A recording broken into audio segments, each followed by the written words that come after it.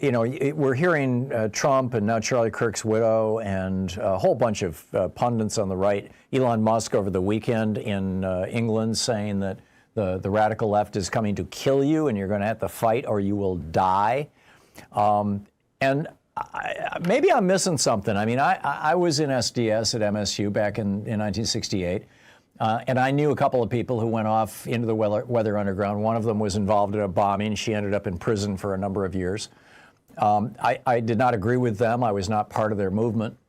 But that, to the best of my knowledge, that's the last time we actually had a radical left in America that had any power at all. I realize there's some crackpots out there, who call for, just, anarchy or bringing down the whole government. But the left is out there saying we should have a national health care system. You shouldn't go broke going to college. In fact, it's an investment in our future. We need to clean up the environment and stop using so many fossil fuels. And I understand that, infuriates the right-wing fossil fuel billionaires. Just kind of basic, housing should be, a right or something close to it. We need to be subsidizing housing. We should be feeding the hungry. We should be healing the sick. We should be housing the homeless. Basically, Jesus stuff or the stuff that you find in every one of the world's major religions. Why are these guys so hysterical calling those of us who advocate this kind of stuff? What's her name last night? Carrie Lake. Giving a speech saying it's evil. The left is evil, and you don't negotiate with evil, implying you just destroy it or kill it. I mean, what am I missing here? Well, it's very sad. It's the way Trump rose to power, by demonizing fellow citizens, by appealing to fear, by painting the enemy as within. And I don't think the left should respond in kind. We never have. I mean, the real violence in this nation has been against the left, going back to the violence against Malcolm X and Martin Luther King and John F. Kennedy and Bobby Kennedy and so many people who marched on civil rights. And what defines the left is an ability to say, well, we're not going to descend into the cycle of violence. As Emmanuel Cleaver, my colleague, says, fighting fire for fire leaves ashes, as only someone, an African-American of the civil rights era, could say. And so what we need to do is be tough, fight procedurally with everything, but say, look, there's an alternative way. And that way is to appeal to the bigger sensibility and spirit of the American people, which want healing and want a way forward and don't want us calling each other names and threatening violence. And I really believe that there's a hunger for that out there. And that combined with a strong agenda of people who are in economic pain is, in my view, what will prevail. At least that's my hope. What have we done or said that would provoke them to call for our death or our imprisonment, or in the case of this new legislation that it's been proposed, to take away our passports? Is it that we think that queer people shouldn't be harassed? They should be able to live their lives like, straight people? Is it that we think that black and brown people should have the same rights and privileges in our society as white people? I mean, is it that simple? Is it all rooted in white supremacy? I don't want to paint everyone with a broad brush. What I'll say is Trump certainly has used it for political advantage. He's basically said, look, the American dream is dead. You're hurting economically. And the problem is all those people. And first, those people were the immigrants. Then those people were trans folks. Then those people were other countries. And now, in fact, unfortunately, he said those people are just the Democratic Party itself. It's the left itself. Right. That is the enemy. And that is what he hopes people will look to blame for their own lives. And the only answer to that is, I suppose we could paint false villains to counter it, but that would be a race to the bottom for this nation. And what I think we need to do is go in with understanding and empathy of people who feel a sense of loss, either a sense of loss economically or a sense of loss culturally, where the America that they knew is changing. Just like it's change for an immigrant, there's change for people in a culture that is different. And we say, look, there's a better way. And here's the better way for your kids to have a shot at the American dream and for us to have a renewed national purpose and join us in that. And by the way, there are a lot of examples of presidents who did that. FDR, John F. Kennedy, Obama, Clinton, even though I didn't agree with his framework, Bernie Sanders, even though he didn't become president, who did that in his campaign. Mamdani, I think, is doing that with a largely hopeful vision. And so Trump is one anomaly. I mean, it's a cancer of two terms. But there are other alternative models that have proven, it's not Pollyannish, that have proven to move the American spirit, and I believe it will again. Yeah, I get it. Congressman Ro Khanna, Vice Chair of the Congressional Progressive Caucus, 17th District of California, taking your calls for the hour right after this. Stay with us. This is the Thom Hartmann Program. It's a national town hall meeting with Congressman Ro Khanna. You can find his website at khanna.house.gov, and I believe that's his Blue Sky handle as well. In addition to bringing you the Thom Hartmann Program here on Free Speech TV and Video Media Online, we also have a whole set of ways you can interact with us and tools you can use to spread the word about the importance of democracy and the threats to it in our republic. First, there's your daily homework. Sue Nethercutt puts together a daily email newsletter that has a link to every story I discuss on the air, so you can find my sources and you can share them with your friends. It's free and you can sign up at thomhartmann.com. Second, I publish my daily take every day over at the hartmannreport.com website. That's also free if you want the daily 5 days a week rant in your inbox. No ads either. Third, we have the podcasts. There's the free 1-hour version of our daily show that's advertising supported. You can find that wherever you get your podcasts normally. And then there's also the podcast of the entire 3-hour show with no advertisements, and that's available by subscription over at thomhartmann.com. So check them all out at thomhartmann.com and hartmannreport.com.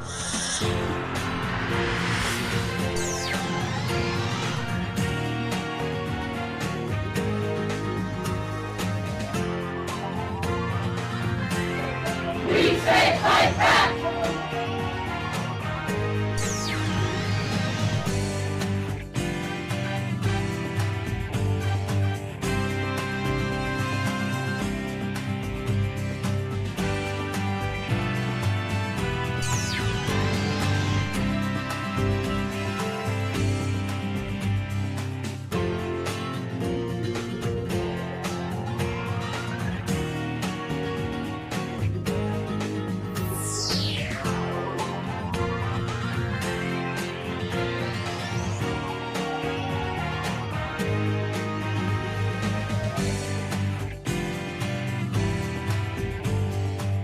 It's day 2 of our pledge drive, and we need your help. Day 1 was kind of, well, we'll see. Anyway, the Free Speech TV is partnering with Me Too for a national broadcast, What Do We Owe Black Children, about the rarely acknowledged truth that black boys can experience sexual violence. They deserve to be believed and supported and all that sort of thing. Programs like this are opportunities for education, building awareness, and inspiring action for justice. So our monthly donors make it possible for Free Speech TV to bring bold, justice-centered conversations to the national stage. Free Speech would like you to know, and I would like you to know. It's true. There's a bunch of ways to support Free Speech TV. The number one, best, and most important way is to make a monthly contribution. To $10, $20, $50 a month, whatever you can afford, $5. Is much appreciated. The premiums that are being offered are $20 for a mystery bumper sticker, $20 for a mystery tote bag, $144 for a signed copy of my latest book, The Last American President, A Broken Man, a Corrupt Party, and a World on the Brink. With a $240 gift, there's the virtual meet and greet. We get together on a Zoom call. With a $250 gift, there's a mystery bundle. And with a $1,000 gift, there's the in-person meet and greet, where you can come here to Portland and hang out with us. So all that said and all that cool stuff, while you're going to freespeech.org or while you're calling 877-378-8669 to make your contribution. And by the way, all these premiums that I just listed as one-time gifts, you can also say, oh, and yes, I would love a copy of The Last American President. And by the way, Sign me up for a monthly contribution of $10 a month. Just, put it all in the same card. You can do that. It's easy. And it really helps. Being able to budget, knowing what kind of income is coming in is so vital for any organization. So while you're doing that, here's Sheldon Whitehouse. There's a backdrop here. The backdrop here is the wealth inequality in our country already, in which the wealthiest 1% of our population own 30% of the wealth. And the poorest half of our population together only own 3% of the wealth. Top 1%, third of the wealth. Bottom half of the population by income, 3% of the wealth. And against that backdrop, this bill transfers wealth from middle-class families to giant corporations, billionaires, and mega-billionaires. And it transfers wealth from our children and grandchildren to present-day billionaires by adding $5 trillion to the debt limit to run up the debt of the country to fund the tax giveaways to these special interests and wealthy billionaires. How do they do that? Take away health care from 16 million Americans. Give huge tax breaks to billionaires. Most families have someone sit down once a month and go through the bills. And you try to figure out what bills you can pay. You may not pay the whole insurance bill. You may just pay the minimum. You may not pay your whole credit card bill. You may just pay the minimum. You're aware of exactly how much money you have because you need to make those payments. That's kitchen table world. Billionaire world is different. You have a family office. You never see bills. You don't even know how much money you have, not even to the nearest $100,000. And you don't care because you got more than you could ever spend in your life. You could pay taxes like regular people, but there's something about your acquisition of wealth that can't stop. So you won't pay taxes like a normal person. You demand special treatment. And that's very much what's been going on here for the last 44 years since the Reagan Revolution. We've seen just an explosion at the top and a collapse at the bottom in America. And it's driving political division like never before. So, and in the midst of this, more than ever before, we need progressive media. We need media that will actually talk about these issues, that will highlight, the insane greed of the morbidly rich and the ways that they're exploiting and ripping off and basically destroying the lives of at least the bottom half of Americans and making the middle, 2/3 of Americans just desperate, running in place. So please call now, 877-378-8669, or go to freespeech.org and make your contribution. And please don't forget to add a monthly contribution. Thank you so much for your help. We need it now.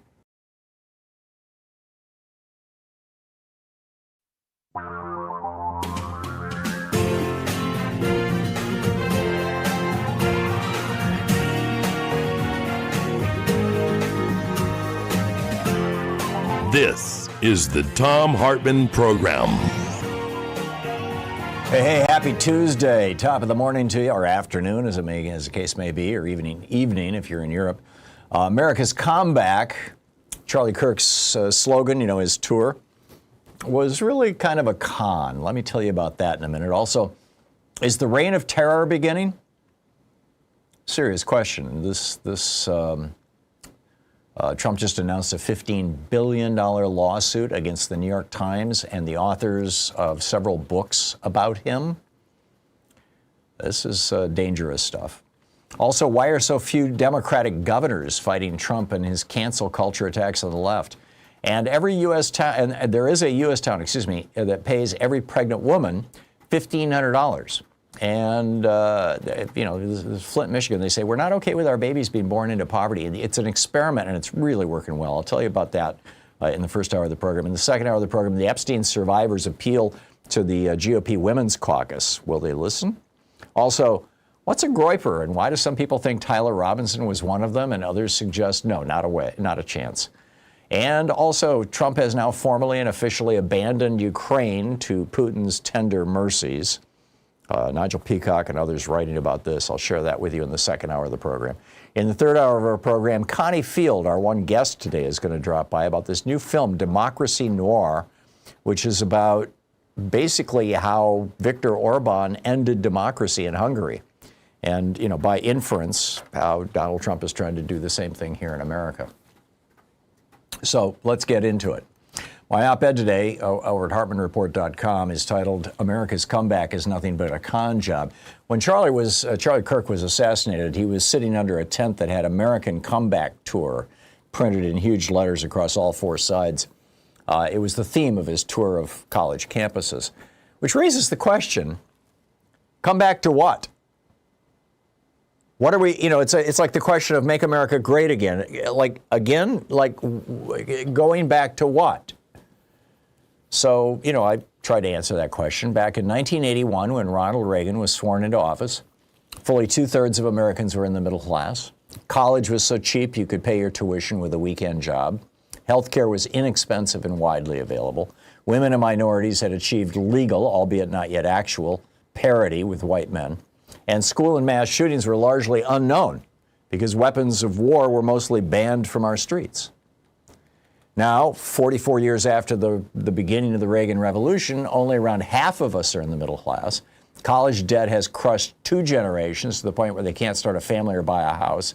500,000 families have ended up homeless or bankrupt every year because somebody got sick. The Republicans are leading an effort to make it harder for women and minorities to vote or maintain employment. And with more guns than people, mass shootings are an almost daily occurrence. So it's easy to see, how over 44 years, 16% of us have fallen out of the middle class at least. And just to stay in the middle class, by the way, right now, requires 2 full-time salaries, whereas you could do that in 1981 with 1 full-time salary. So it's even worse than it sounds. So it's easy to see where, you'd have young people going, what the hell? This is not the world I want. This is not the world my parents had. Or my grandparents. They did just fine, thank you very much. They were able to go to college without going $100,000 in debt. They were able to buy a house in their 20s with just a working person's salary. Healthcare is bankrupting us. The leading cause of death among children right now is bullets. 500,000 families end up homeless or bankrupt every year because somebody got sick in their family. So kids are looking around going, what the hell? This is not right. This is not the way it should be.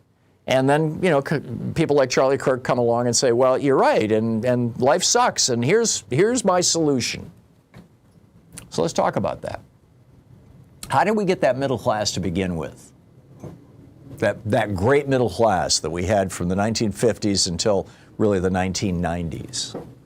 Where'd that come from? It started in 1933 when Franklin Roosevelt was sworn into office. First, he passed the Wagner Act, the National Labor Relations Act, which forced employers to recognize unions when a majority of employees wanted a union. And so what happened was suddenly a middle class emerged. Unions, a third of us had unions in 1981 when Reagan was sworn into office. So, which meant 2/3 of us had the equivalent of a union job because the unions provided the wage floor, the local wage floor. So, very straightforward. The unions are the reason why, as productivity went up, wages went up from the 1930s right up until the 1980s. Now, in the 1980s, wages flattened off, but productivity continued to rise, and that's because, Reagan destroyed the unions. A little over 5% of us in the private sector are unionized now. Second, FDR established the minimum wage to make sure that people who worked would never fall, full-time would never fall into poverty. Well, it used to be that you could actually live on the minimum wage. I mean, in the 60s, I was working 2 minimum wage jobs. I was pumping gas at a gas station at the Esso station, and I was washing dishes at Bob's Big Boy. And on the weekends, occasionally, or not occasionally, actually, for some time, I was DJ doing country western music. They were all, $2 and $3 an hour jobs. I mean, these were minimum wage jobs, and you could put yourself through college at that. The minimum wage has not kept up with the cost of living or with productivity. If it kept up with the cost of living, it would be around $25 an hour. If it kept up with productivity, it would be over $60 an hour right now. And then third, FDR raised the top income tax rate to 90%, which caused CEOs to stop taking money out of their companies and start, leave the money in the company and use that to pay better wages and benefits to employees. And the top corporate tax rate was 52%. And corporations could get around that by research and development, new product rollouts, advertising, all these kind of things. Stock buybacks were illegal until 1983. So Reagan undid all that. Reagan dropped the top tax rate down to 27%. He declared war on labor unions. With regard to college, in the 1960s, in 1981, when Reagan was sworn into office, with regard to college, 80% of the cost of tuition at state universities was paid for by the state. And 20% was what your tuition cost you. It's why tuition was inexpensive. Today, it's the exact opposite. 80% of the cost of the college education is paid for with tuition, and only 20% is covered by the state. This was one of the great innovations of the Reagan Revolution, and it's why so many people have so much student debt. Healthcare was inexpensive when Reagan came into office because hospitals and insurance companies were required to be nonprofits. The Reagan Revolution blew that up. I mean, so where was Charlie Kirk on these issues? Well, on taxes, he says he wants to replace the progressive income tax with a 10% flat tax. He called unions cartels and celebrated teachers losing the right to unionize. On college tuition, he opposed any plan to reduce student debt or increase federal or state funding for higher education, calling free college a bribe. And on health care, he completely opposed any kind of universal health care. In fact, he called our Veterans Administration an example of failed government-run health care. And with regard to the rights of women and minorities,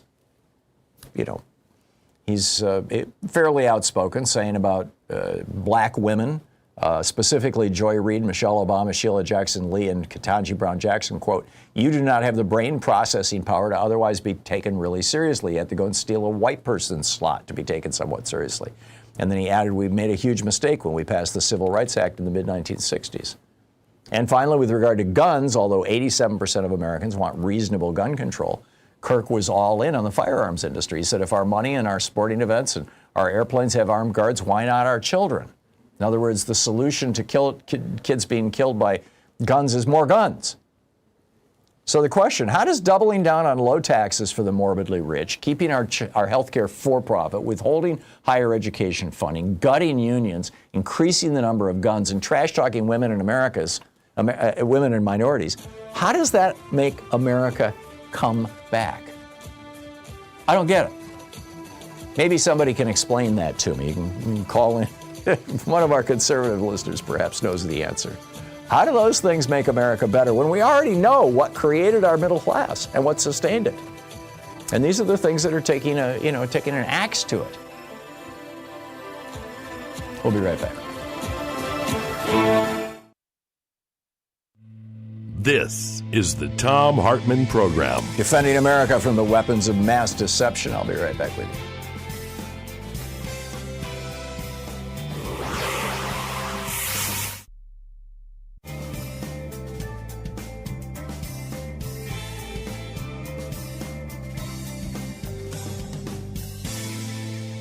And welcome back. RB in Orange County, California. Hey, RB, what's up? RB? In Orange County, California, watching on Free Speech TV? I'm not hearing anything. You've got him potted up, right? Okay, I'll put him on hold just in case we've got a problem here. Wally in Portage, Indiana. Hey, Wally, can you hear me? Yeah, I can, Tom. Oh, How okay, are great. you? I'm fine. How are you today? I'm doing good. You know what? I'm a little bit worried, and I wanted to touch real quick on the minimum wage you mentioned. I'm 65 years old, and I started working at 13, and they were paying me under minimum wage at that time because I was young. At 16, minimum in 1976, when I was 16, minimum wage was $2.25 an hour, or $2.30 an hour. Now it's $7.25 an hour. Here in Indiana, they cannot. They made a law that you can any city or county can't have a higher minimum wage than the state minimum wage. Oh, geez, that's crazy. And by the way, when the minimum wage was $2.30 an hour in the late 60s and 70s, you could buy a house for $25,000. You know, we did. Yes. Louise and I did. And, today that same house would be $500,000-$600,000. So, housing costs have exploded. The minimum, that's a tenfold increase. Probably, well, maybe, I can't do math in my head well. But, it's a huge increase, much bigger than going from, the $2 and change to $7 and change.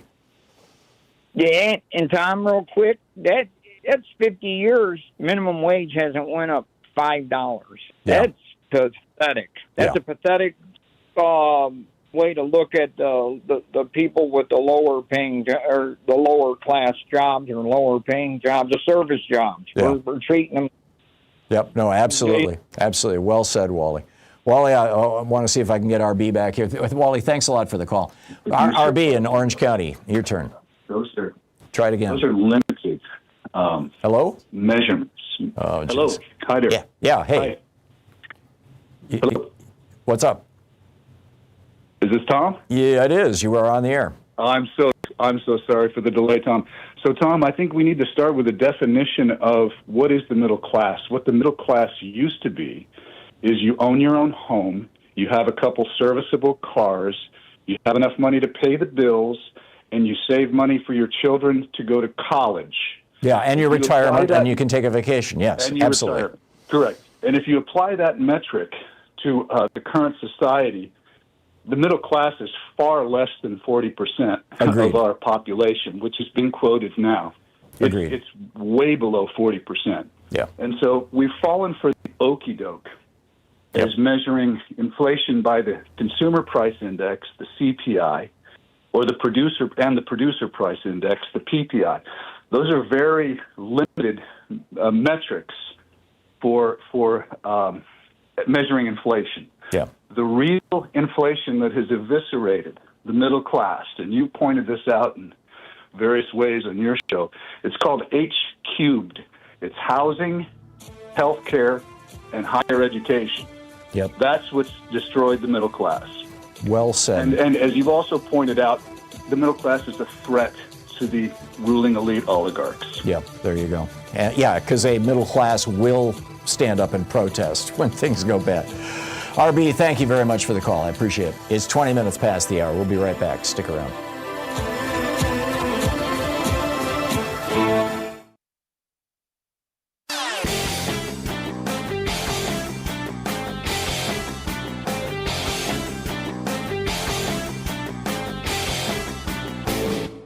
Change starts with you. You can be calling your Democratic or Republican representatives to let them know what you think by calling 202-224-3121. It's the Capitol switchboard. It'll get you right through to them.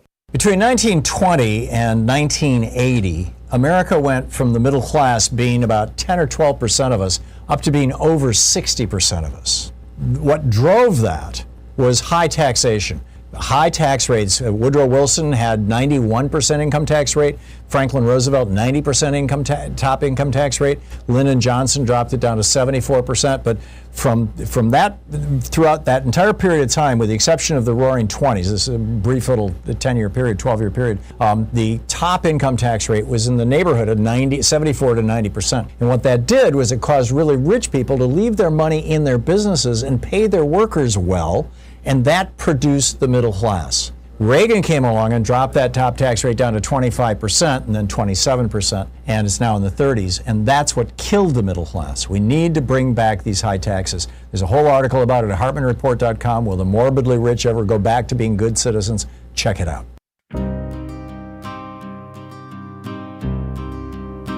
Once we had hope, once we had pride, a middle class strong, a future wide. But they sold our dreams for a stack of gold and left us broken, hungry, cold. It's the great American robbery. They stole our wages, they stole our dignity. From Reagan's hand to the billionaire's game, they bled us dry and left the blame. Students chained in endless debt, families losing what little's left. Healthcare's a price we can't afford, while CEOs feast at the corporate board. It's the great American 23 minutes past the hour. So Donald Trump this morning threatened the reporter for ABC, Jonathan Karl. They were standing outside the helicopter. Trump's getting ready to go to the UK to. It's going to be interesting, by the way. Sky 4, Channel 4, or whatever it is in the UK is going to run an all-day string of all of Trump's lies. It's going to be wild. But anyhow, Jonathan Karl just asked him a question about Pam Bondi's threat to go after people who engage in hate speech. And I'll get to that in just a second, but hate speech is not illegal in the United States. Hate crimes are illegal, because they're crimes. But hate speech is not illegal. The Supreme Court has ruled that. I mean, this goes back to the 1960s, right? But Pam Bondi says she's going to start prosecuting hate speech.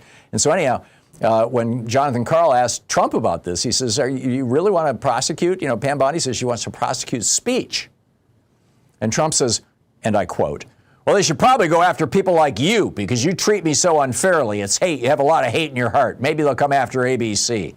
ABC paid me $16 million for a form of hate speech, right? Your company paid me $16 million for a form of hate speech. So maybe they'll have to go after you." I'm telling you, we're in the second phase, as Robert Reich points out, of this transition to a fascist government, where first phase, they capture all the agencies of government, the legislative branch, the judicial branch, the police agencies, the intelligence agencies, the foreign aid and foreign policy agencies. And then next, they go after the media, the universities, the law firms, check all that stuff.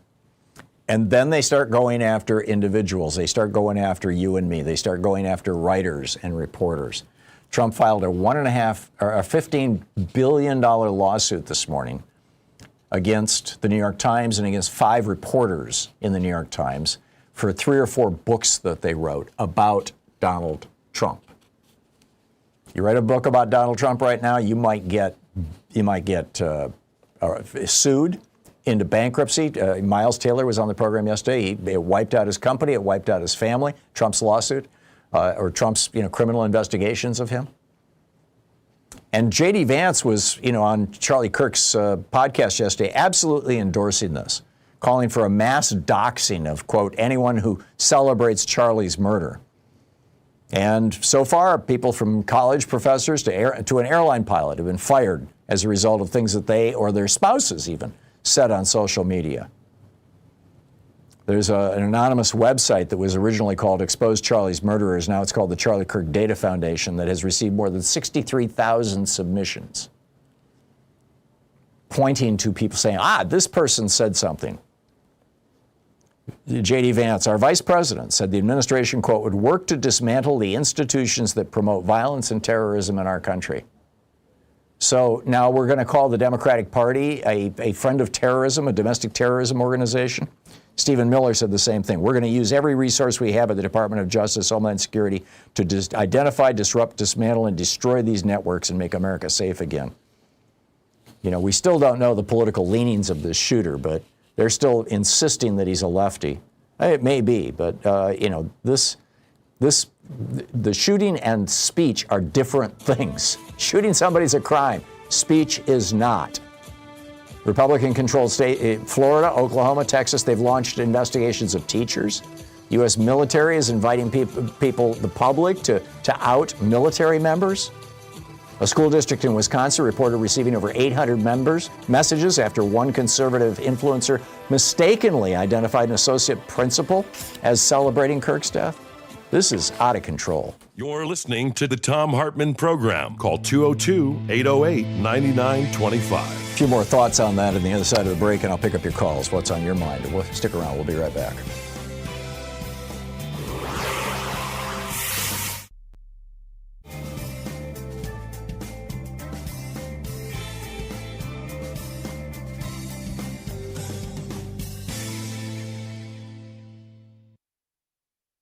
It's day 2 of our pledge drive, and we need your help.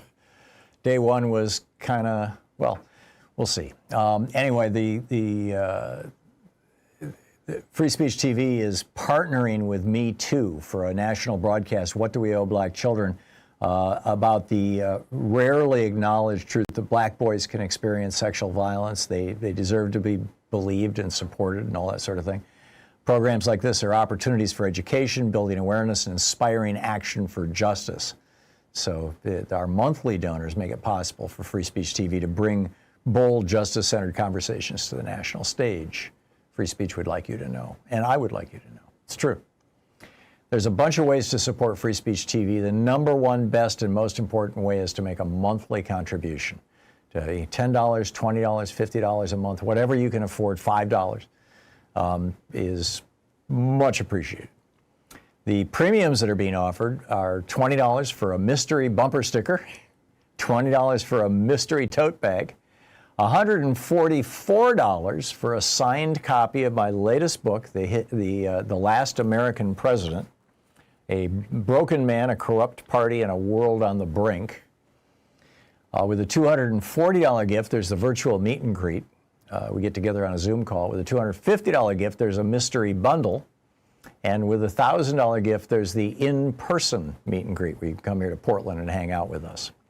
So all that said and all that cool stuff, while you're going to freespeech.org or while you're calling 877-378-8669 to make your contribution. And by the way, all these premiums that I just listed as one-time gifts, you can also say, oh, and yes, I would love a copy of The Last American President. And by the way, sign me up for a monthly contribution of $10 a month. Just, put it all in the same card. You can do that. It's easy. And it really helps. Being able to budget, knowing what kind of income is coming in is so vital for any organization. So while you're doing that, here's Sheldon Whitehouse. There's a backdrop here. The backdrop here is the wealth inequality in our country already, in which the wealthiest 1% of our population own 30% of the wealth, and the poorest half of our population together only own 3% of the wealth. Top 1%, third of the wealth. Bottom half of the population, by income, 3% of the wealth. And against that backdrop, this bill transfers wealth from middle-class families to giant corporations, billionaires, and mega-billionaires. And it transfers wealth from our children and grandchildren to present-day billionaires by adding $5 trillion to the debt limit to run up the debt of the country to fund the tax giveaways to these special interests and wealthy billionaires. How do they do that? Take away health care. from 16 million Americans. Give huge tax breaks to billionaires. Most families have someone sit down once a month and go through the bills. And you try to figure out what bills you can pay. You may not pay the whole insurance bill. You may just pay the minimum. You may not pay your whole credit card bill. You may just pay the minimum. You're aware of exactly how much money you have because you need to make those payments. That's kitchen table world. Billionaire world is different. You have a family office. You never see bills.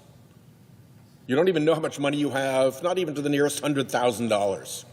And you don't care because you got more than you could ever spend in your life. You could pay taxes like regular people, but there's something about your acquisition of wealth that can't stop. So you won't pay taxes like a normal person. You demand special treatment. And that's very much what's been going on here for the last 44 years since the Reagan Revolution. We've seen just an explosion at the top and a collapse at the bottom in America. And it's driving political division like never before. So, and in the midst of this, more than ever before, we need progressive media. We need media that will actually talk about these issues, that will highlight, the insane greed of the morbidly rich and the ways that they're exploiting and ripping off and basically destroying the lives of at least the bottom half of Americans and making the middle, 2/3 of Americans just desperate, running in place. So please call now, 877-378-8669, or go to freespeech.org and make your contribution. And please don't forget to add a monthly contribution. Thank you so much for your help. We need it now.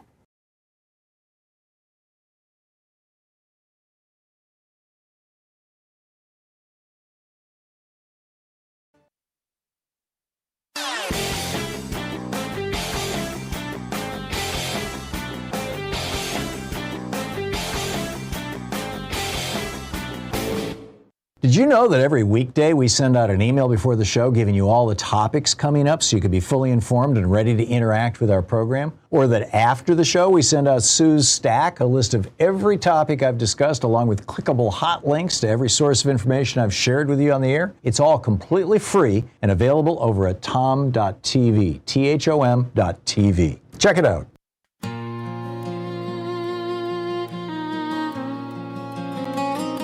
They told us government's broken, said it's better if it dies, while they cash in on the ashes, selling freedom wrapped in lies. They built a golden fortress with our wages and our time, and left the schools in ruins while the billionaires climb.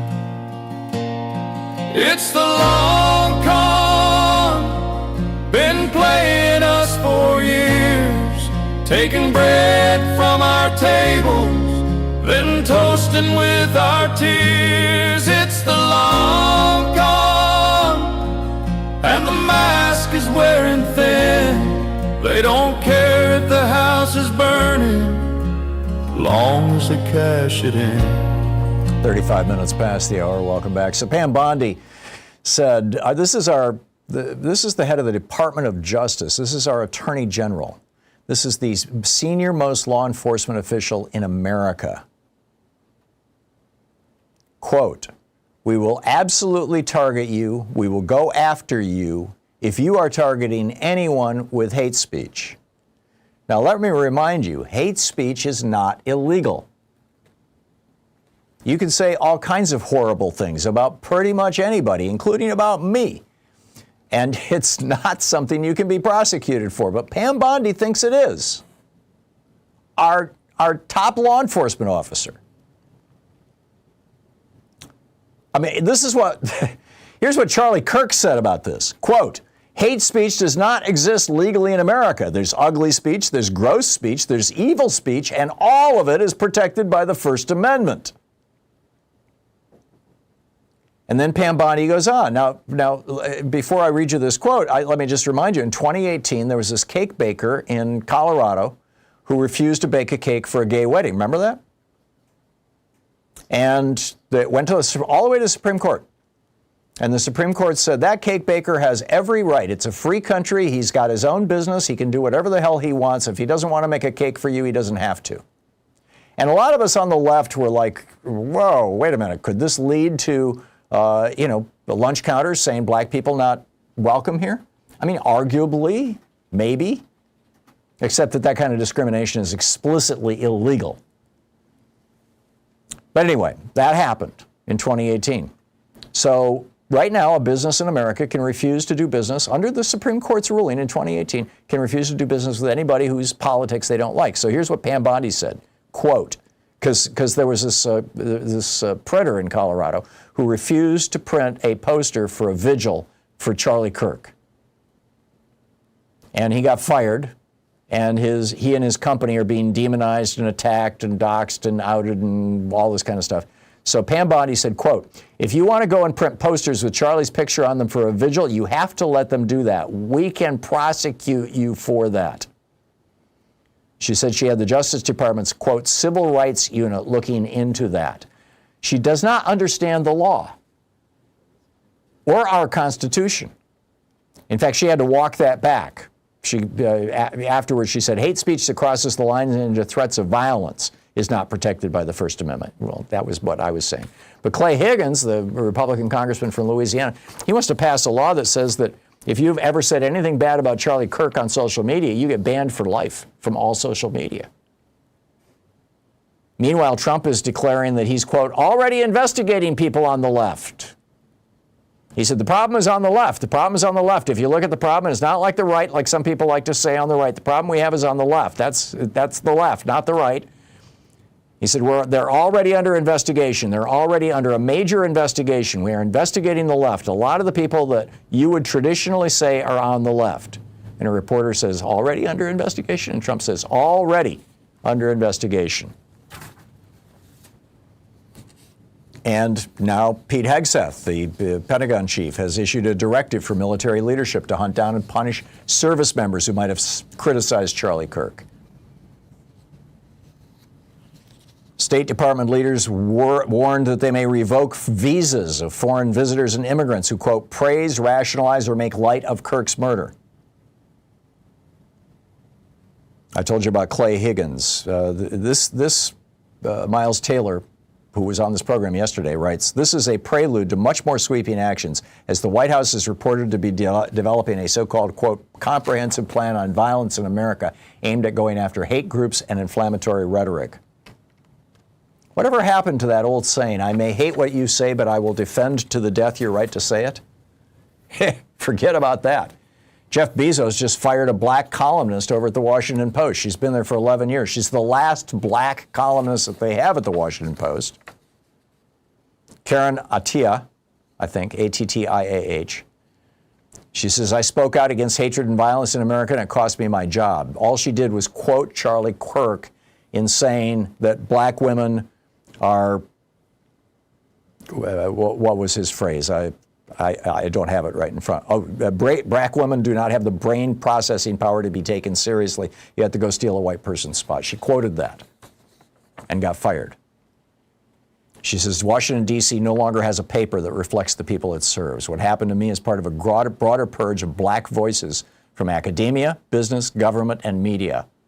A historical pattern as dangerous as it is shameful and tragic. And amen to that. Meanwhile, the Democratic governors are, there's 23 Democratic governors in the country, 23 blue state executives. They control 60% of the U.S. gross domestic product and 288 electoral votes. And 15 of these governors have basically done nothing about what Trump is doing.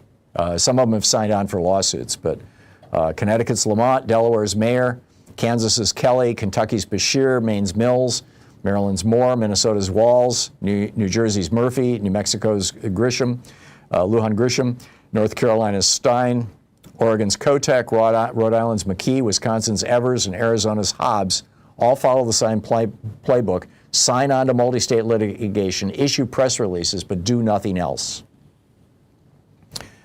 They know Jared Polis in Colorado deserves special recognition for sitting on his hands. Gretchen Whitmer in Michigan has chosen collaboration over confrontation. Kathy Hochul started strong but folded fast. But there's some heroes. Hawaii's Josh Green, Washington's Bob Ferguson with the West Coast Health Alliance, Pennsylvania's Josh Shapiro, Illinois' J.B. Pritzker, Massachusetts' Maura Healey, and California's Gavin Newsom. They are all standing up to Trump and to what's going on, and God bless him. So, a little longer rant today than usual. What's on your mind today? Donna in Zionville, North Carolina. Hey, Donna, what's up? Hey, hi, Tom. I've been listening to you forever. Thank you. But as far as making America great again, they just want to discriminate. They want to take us back. They're getting rid of voting rights. North Carolina is one of the worst for the gerrymandering. Mm-hmm. And it's all about power and greed. Yep. And I'm just singing the same song. I'm still handing out the bookmarks I make with your information on it. Cool. Good on you. Oh, I've been doing that for years. Thank you, Donna. And then I put the local, Democrat website, locally. And I always put a couple of good documentaries, like The Brainwashing of My Dad. Mm-hmm. I guess civics. Without civics, I just find that even a lot of good people that get out into the rallies, a lot of them even don't have the full understanding of things. One of the first things I learned from you that was just turned on a light is the Social Security income cap. If I'm in front of a cashier, it's like, the rich are getting away with it, and you know what Social Security income cap is, and most of them do not know. Just simple things that really... Rich people don't have to pay Social Security taxes, and you and I have to pay income taxes on our Social Security, and both of those things are because of policies that Ronald Reagan advanced, cutting taxes on rich people and putting taxes on Social Security recipients. Donna, brilliant. And thanks so much for printing out these little business card things and passing them out, about progressive outlets and whatnot. That's great. Well, so what little thing I can do, Tom? There you go. Well, thank you, Donna. Nice talking with you today. I appreciate the call. It's 44 and a half minutes past the hour. I'll be right back with you. Stick around.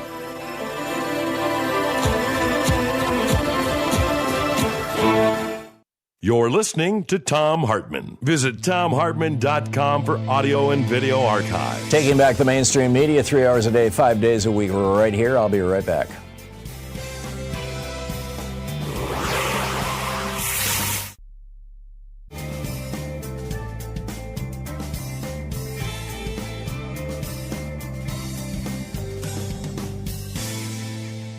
And welcome back. By the way, did you see Robert Redford died 89, I think he was, today? Sad, but, a good life well lived. Sandy in Tallahassee, Florida. Hey, Sandy, thanks for watching us on Facebook Live. What's up? I just have a couple of comments. First of all, years ago, I used to listen to Bill Moyer's Journal. Mm-hmm. And Me too. Morbidly. And he was interviewing, I think, the bishop of the National Cathedral. And the bishop said to him, when is enough going to be enough? Mm-hmm. And it has stuck with me for so long. It's like they can't take it with them. Yeah. Yeah. Well, Just ask Robert Redford. Yeah. And one other comment is I saw my general practitioner a day or two ago, and she told me, and I don't know, I've not heard anything about this, but she mentioned the fact that there is going to be a class action suit put up against the new COVID vaccine. Have you heard anything about that? I have not, but it wouldn't surprise me. You mean to try to stop the distribution of the vaccine or to try to advance the distribution of it? Well, her statement was basically is, I don't want to be involved in a class action suit, so I'm not going to write you a prescription for the vaccine. Wow. And so I mean, it's just unreal. But it's time too to bad find a new doctor. Yeah, well, I tried. She held her office held me on hold for 15 minutes, and during that time, I tried 3 other doctors in the area, and none of them are taking new patients. But anyway, thank you for taking my call. Sure. And I just recently found you on television or Facebook, so I'm enjoying your program. Well, thank you, Sandy. Thank you so much. You might want to try one of those walk-in emergency clinics. They're going to probably charge you. I'm not sure your insurance would cover it. It might cost you $100, but the urgent care places, and just go in and say, hey, look at me. This is, I would like to get a COVID shot. Would you please write a prescription? They may be willing to do it. You could at least call them and ask. That's true. Thank you. Okay. Good luck, Sandy. Ryan in Portland, Oregon. Hey, Ryan, what's on your mind today? Hey, Tom. I was just calling. I was listening yesterday, and you had a conservative fellow on there. I've heard him a couple times before, and he was telling you, there's this teacher in some southern state that said, F Charlie Kirk, F his family, et cetera, et cetera. Right. And, he was saying that that's hate speech, and that should be prosecuted, and you just kind of agreed and moved along, just probably because of what you were talking about earlier as far as they're going after people. But, I don't recall that. I recall a conversation where this conservative who called, kept asking me if this was hate speech or that was hate. And basically what I said was hate speech is protected by the Constitution. You don't prosecute hate speech. My point is, this guy was saying that it was hate speech to say F someone, right. But what about all of these millions of trucks that have F Biden stickers all over them? There you go. Like everywhere. Or pictures of Joe Biden, then Joe Biden tied up in the back of the truck with a bullet hole in his forehead. That's, Trump promoted that one. Yeah. And also, how is it a threat to say something about a dead man? You can't threaten a dead man. Yeah. No, I think you could, I'm not going to argue with whether that's hate speech or not. That's a very subjective thing. It's also not illegal, so there's not an objective definition of it. Ryan, thank you for the call. That was a good one. Appreciate it.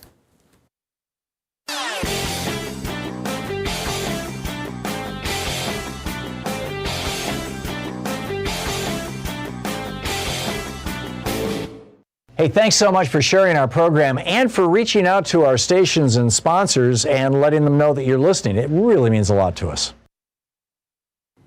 A lot of people wonder, where did this whole right-wing movement to basically gut our freedoms and end DEI and all this other, where did this all begin? It all started back in 1951 with a book called The Conservative Mind, From Burke to Eliot by Russell Kirk. And he argued that if the middle class ever got too big, you'd see young people and women and racial minorities all get up on their hind feet and start protesting and basically screwing up America. And in the 50s, even Republicans thought he was nuts. But then the 60s happened and all those protests, and suddenly Republicans thought, yeah, he's right. We've got to destroy the middle class, or at least cut it back. And that was Reagan's mandate when he came into office in 1981. There's a whole article about this. You can read all the details. It's titled The GOP's 60-Year Conspiracy to Kill Our Democracy. None dare call it treason, but I will. Over at HartmanReport.com. Check it out.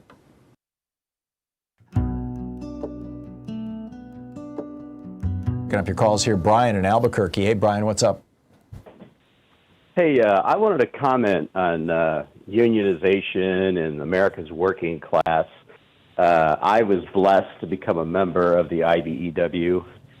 I'm a retired union electrician now. Thank God I was in a union. Yeah, same. That was my brother Stan was IBEW. He was an electrician also. Great. There's thousands of us. Yep. In fact, I keynoted your annual convention in Chicago about 10 or 12 years ago. Good.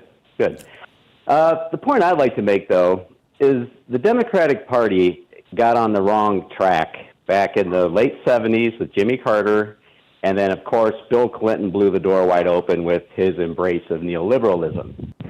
You know, we're just going to let business and money and people flow all over the world. Yeah. And the net result has been a devaluing of the American worker. Now you're no better than a worker in Bangladesh or Vietnam or Mexico, and the business is going to put their jobs where they can make the most money. And, of course, Congress has arranged all the laws to benefit the businessman, and the American worker's just been devalued. This was all predicted. I remember debating this with guys at lunch when Clinton was pushing for NAFTA. Yeah. And the Democrats need to have a come-to-Jesus meeting and publicly and describe how they're going to organize, because that's what unions are. It's organized labor. Yeah, it's democracy. It's democracy in the workplace. Right. But how are you going to organize immigration to benefit the average American worker? See, the Democrats, this leftist, progressive, humanitarian globalists, they're more concerned about letting more people in, take as many as possible.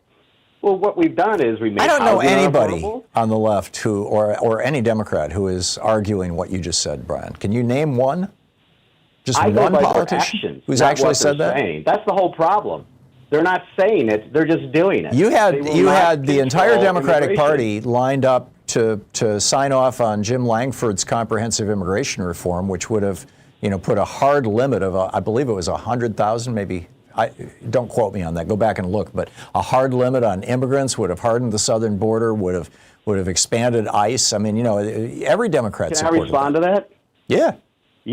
Yes, that proposal was made after Biden had let the mess develop for 3 years and for decades prior to that. And the Democrats saw the polling and saw how bad they were on it, and they said, oh, gee whiz, we got to tighten down immigration. Democrats have been now. calling for comprehensive immigration reform for at least a decade, Brian.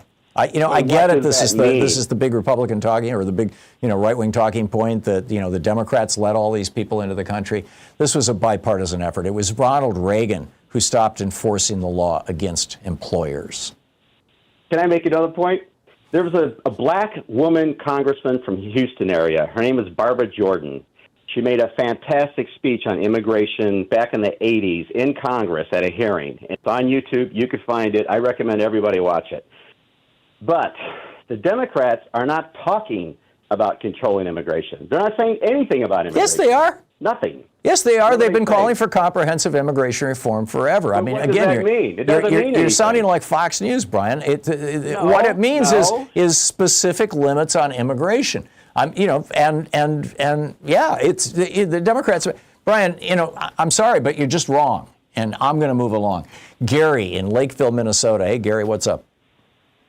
Yeah, hi, Tom. I had a couple of observations and lingering questions here for us here. First of all, with Trump, I mean, he was quick to call in the National Guard for Washington, D.C., and talking about doing it in Chicago and things. In Memphis. Whatever happened during the insurrection? He had the automatic right to call in the National Guard, and he never did, or at least he delayed it for hours. That's true. And helped ferment the insurrection to a point where people were injured and killed even.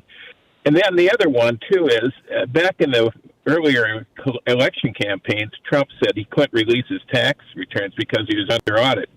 Aren't those audits done by now? That was 8 years ago. He's never going to release his Where tax are his returns. Well, we do know from the New York Times reporting, and this is the book that he sued them for this morning, the book about Trump's taxes, is that he's apparently never paid more than $750 a year in income taxes, or at least over the last decade or so, or a couple of decades. I'd refer you to the book, and don't quote those exact numbers. Fact check that, but you can do that. There's all these loopholes in the real estate laws and the tax laws that really benefit real estate people, and he's made good use of them. Why is he suing? Do you know what the basis is? Why he's suing those? Yeah, he's claiming that they are hurting his reputation as a businessman by pointing out that You know, he took all this money from his dad, and he lost all this money on his casinos and his bankruptcies, and, you know, quack, quack, quack. So he's suing as an individual for reputational damage. I know that, but you have to prove actual malice or bad faith, at least under the New York Times decision from many years ago. At least that was the old Supreme Court that believed in the First Amendment. So we'll have to see what happens here. Well, and I'm very concerned about that. I'm not sure how this new Supreme Court is. I mean, they have been rolling over for Trump on everything, or virtually everything, you know, more than 80% of the time on the shadow docket here. And that's I think, I think they're terrified of him. And you know, I think they're just plain old flat out frightened. But Gary, I got to run. It's the end of the hour. Thanks a lot for the call. We'll be back on the other side of the break. The U.S. town that pays every pregnant woman $1,000 or $1,500. How is that working? Also, the Epstein survivors appeal to the Republican Women's Caucus. Are they going to listen? And what's a Groyper? And why do some think Tyler Robinson might be one or might not? Stick around. You're listening to Thom Hartmann.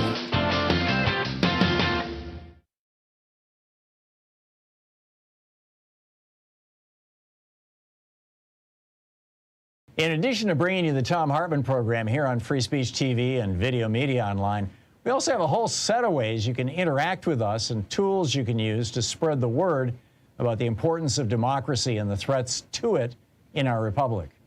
First, there's your daily homework. Sue Nethercutt puts together a daily email newsletter that has a link to every story I discuss on the air, so you can find my sources and you can share them with your friends. It's free, and you can sign up at thomhartmann.com. Second, I publish my daily take every day over at the HartmannReport.com website. That's also free if you want the daily 5 days a week rant in your inbox. No ads either. Third, we have the podcasts. There's the free 1-hour version of our daily show that's advertising supported. You can find that wherever you get your podcasts normally. And then there's also the podcast of the entire 3-hour show with no advertisements, and that's available by subscription over at thomhartmann.com. So check them all out at thomhartmann.com and hartmannreport.com.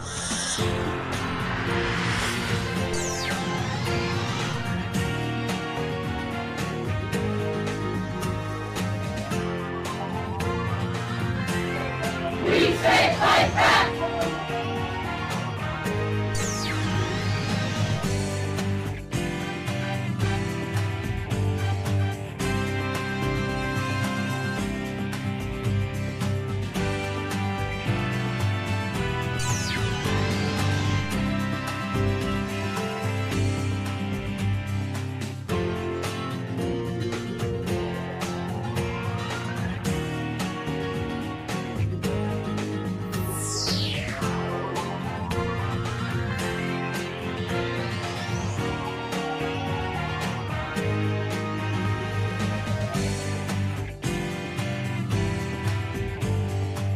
It's day 2 of our pledge drive, and we need your help. Day 1 was kind of, well, we'll see. Anyway, the Free Speech TV is partnering with Me Too for a national broadcast, What Do We Owe Black Children, about the rarely acknowledged truth that black boys can experience sexual violence. They deserve to be believed and supported and all that sort of thing. Programs like this are opportunities for education, building awareness, and inspiring action for justice. So our monthly donors make it possible for Free Speech TV to bring bold, justice-centered conversations to the national stage. Free Speech would like you to know, and I would like you to know. It's true. There's a bunch of ways to support Free Speech TV. The number one best and most important way is to make a monthly contribution. To $10, $20, $50 a month, whatever you can afford, $5. Is much appreciated. The premiums that are being offered are $20 for a mystery bumper sticker, $20 for a mystery tote bag, $144 for a signed copy of my latest book, The Last American President, A Broken Man, a Corrupt Party, and a World on the Brink. With a $240 gift, there's the virtual meet and greet. We get together on a Zoom call. With a $250 gift, there's a mystery bundle. And with a $1,000 gift, there's the in-person meet and greet, where you can come here to Portland and hang out with us. So all that said and all that cool stuff, while you're going to freespeech.org or while you're calling 877-378-8669 to make your contribution. And by the way, all these premiums that I just listed as one-time gifts, you can also say, oh, and yes, I would love a copy of The Last American President. And by the way, sign me up for a monthly contribution of $10 a month. Just, put it all in the same card. You can do that. It's easy. And it really helps. Being able to budget, knowing what kind of income is coming in is so vital for any organization. So while you're doing that, here's Sheldon Whitehouse. There's a backdrop here. The backdrop here is the wealth inequality in our country already, in which the wealthiest 1% of our population own 30% of the wealth, and the poorest half of our population together only own 3% of the wealth. Top 1%, third of the wealth. Bottom half of the population by income, 3% of the wealth.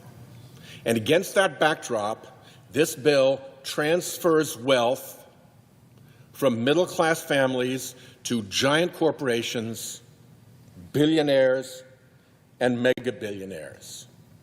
And it transfers wealth from our children and grandchildren to present-day billionaires by adding $5 trillion to the debt limit to run up the debt of the country to fund the tax giveaways to these special interests and wealthy billionaires.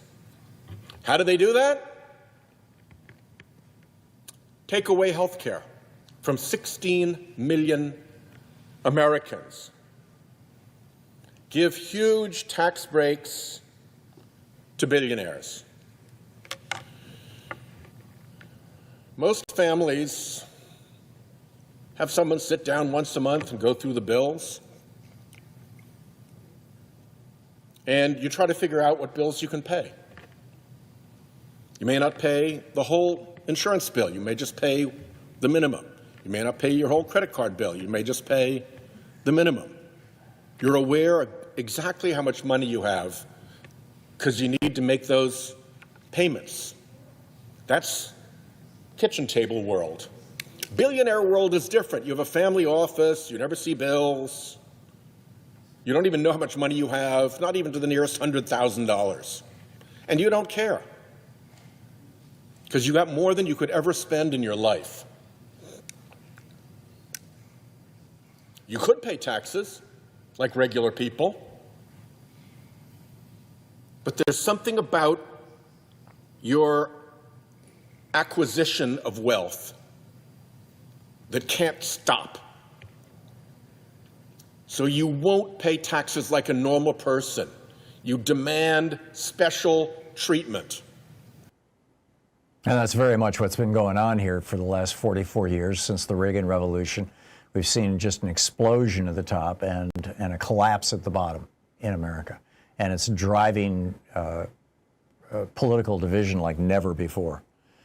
So, and in the midst of this, more than ever before, we need progressive media. We need media that will actually talk about these issues, that will highlight, the insane greed of the morbidly rich and the ways that they're exploiting and ripping off and basically destroying the lives of at least the bottom half of Americans and making the middle, 2/3 of Americans just desperate, running in place.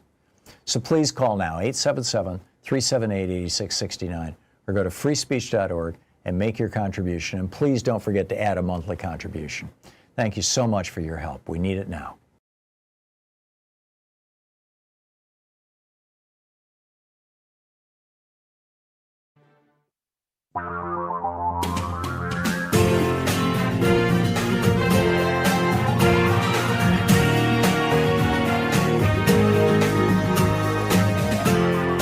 This is the Thom Hartmann Program.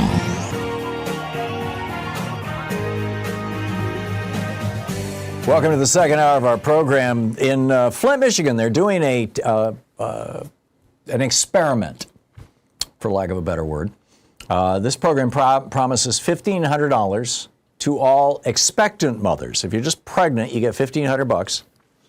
And then if your baby is born, or when your baby is born, you get $500 a month for the next year, which is, what, $6,000. So $7,500 altogether. This was a research project that's been put together by collaboration between the state of Michigan and Michigan State University. And it's an unconditional cash transfer. You know, WIC, the Women and Infant Children program that came out of the Great Society, out of Lyndon Johnson's era, only about half of the people who are eligible for that program actually end up signing up for it, because it's just a pain in the butt to fill out the forms and prove that you're poor and, you know, all this kind of stuff. So there's no barriers on this program. You could be insanely rich, you could be the poorest person in Michigan, you still qualify for it. And that's the way you should do programs. I mean, it's just, you know, that's how Social Security is done. That's how Medicare is done. We don't means test them. Means testing, you know, just basically turns programs into welfare programs. So anyway, they tell this story in The Guardian through the eyes of Angela Sinteri, a woman who was pregnant in Flint, Michigan, and signed up for the program. And she says, you know, it took so much of the stress away. I used that money to buy my car seat, to buy a bassinet, a crib. She was able to take the first 14 weeks of her daughter's life off work and afford diapers and wipes in the months to come. This week, researchers at MSU published 2 studies formalizing what she felt. The results showed that this program, it's called RX Kids, lowered rates of maternal postpartum depression, stabilized families' housing, and improved infant outcomes to the point that it saved millions of dollars in neonatal ICU spending. In other words, fewer preemie and crisis babies. So spend a couple $100,000 and save literally millions.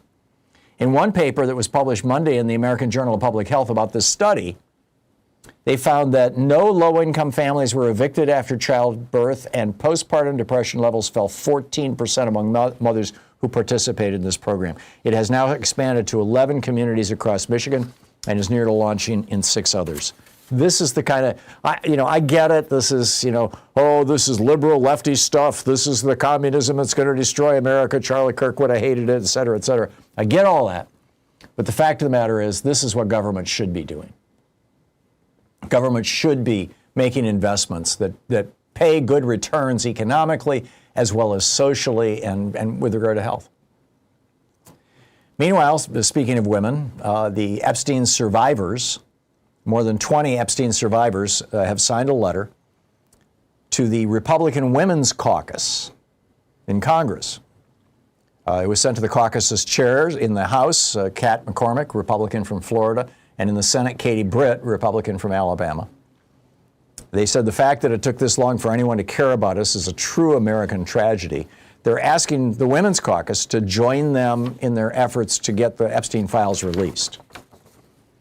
The discharge petition, we had Ro Khanna on the program, yesterday, and he said that there's one person, one Democratic member who is, there's a special election and he gets sworn in, or she, I'm not sure which, gets sworn in on a particular date in the near future. Forgive me for not remembering the date.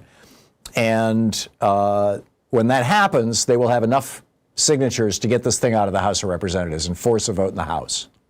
And then, of course, it goes to the Senate. So now these Epstein survivors are reaching out to women, Republican women in the U.S. Senate. So will Republican women be willing to challenge Donald Trump? I mean, Kash Patel this morning was like, well, we're releasing everything we can, Yeah. He took 1,000 people off, 1,000 FBI agents off work. Many of them were, by the way, investigating things like crimes against children, and put them on the job of deleting Donald Trump's name from all the documents in the Epstein files. As the Lincoln Project points out, now you've got 1,000 FBI agents who know all of Trump's crimes. Is that a good thing, Trump? I don't know. We'll see. Meanwhile, the FBI, another claim that Kash Patel made, this was on Fox and Friends Monday, was that Tyler Robinson had left behind a note explaining why he did the shooting. He said, this is what Kash Patel said. He said, quote, he said, the note says, I have the opportunity to take out Charlie Kirk and I'm going to take it. But, Kash Patel says, that note was destroyed before the shooting. So, what did the note say other than, hey, I can do this? We don't know. Who destroyed the note? I mean, if he had said, Charlie Kirk isn't right-wing enough for me, would that cause Kash Patel or the FBI to destroy the note? I doubt it.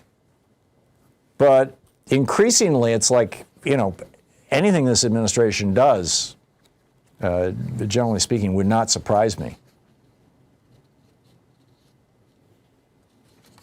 This is crazy stuff. There's also this debate about whether Tyler Robinson, the shooter, was a Groyper or a lefty. You've got, on the one hand, stories that his roommate is a trans person transitioning to a woman and was his romantic lover. You've got other reports saying, no, that person exists, but she just lives in a big house with a bunch of bedrooms that this guy also lived in. So not quite a roommate, more like a housemate. I haven't seen anything that definitely says this is what's going on. I'm guessing this, if it was me, I would not be giving interviews. I'm guessing she's not either. Meanwhile, Fuentes, Nick Fuentes, the kind of titular head of the Groypers, says that he and his followers are being framed for Kirk's killing based on literally zero evidence. And in fact, Spencer Cox, the governor of Utah, says that Robinson showed signs of a leftist ideology, although, he came to that conclusion after talking to Trump on the phone, so, who knows. There was a photo of the shooter dressed up as Pepe the Frog, as a Groyper meme, but that might or might not have meant anything. The Groypers, this is all based on Pepe the Frog. The Groypers emerged in 2017 on 4chan, mostly as a gamers thing, boys who were engaging in video games, where you kill people or where you rape women or whatever. And they describe themselves as Christian nationalists. They oppose feminism and they oppose queer rights. And they say the U.S. should close its borders. And Fuentes, who the FBI has identified as a, quote, white supremacist, and who had dinner with Donald Trump a little while ago, often confront more mainstream organizations like Charlie Kirk's Turning Point USA for failing to promote their vision of an America First agenda, according to the Anti-Defamation League. In 2019, they note, Fuentes' fans became the soldiers of a Groyper war in which they antagonized and trolled Charlie Kirk and his speakers and events, the Turning Point USA. In fact, several individuals affiliated with the Groyper movement were arrested on January 6th as well. And Fuentes has been banned from some of your conservative events. He was kicked out of CPAC, for example. So he started his own thing, the America First Political Action Conference, which we covered. We did some coverage on when he held his conference, about 5-6 months ago, something like that. So the bottom line is still to this day, nobody knows. Was he a Groyper? Was he a lefty? Was he simply mentally ill? Was he some guy who just wanted everybody to notice him? Does he want to be a hero? Does he think he's a hero? He's not talking. And his family seems to be baffled. His Republican, conservative, gun-owning, Trump-supporting, MAGA-loving family. So we just don't know. But I'll keep you up to date as information comes out. It's 15 minutes past the hour. Trump has given up on Ukraine. I'll tell you about that after the break. This is the Thom Hartmann Program. And given up in a way that's just astonishingly disgusting. I mean, the details of this thing are shocking. I'll tell you, I'll stick around. I'll tell you about that in a few minutes.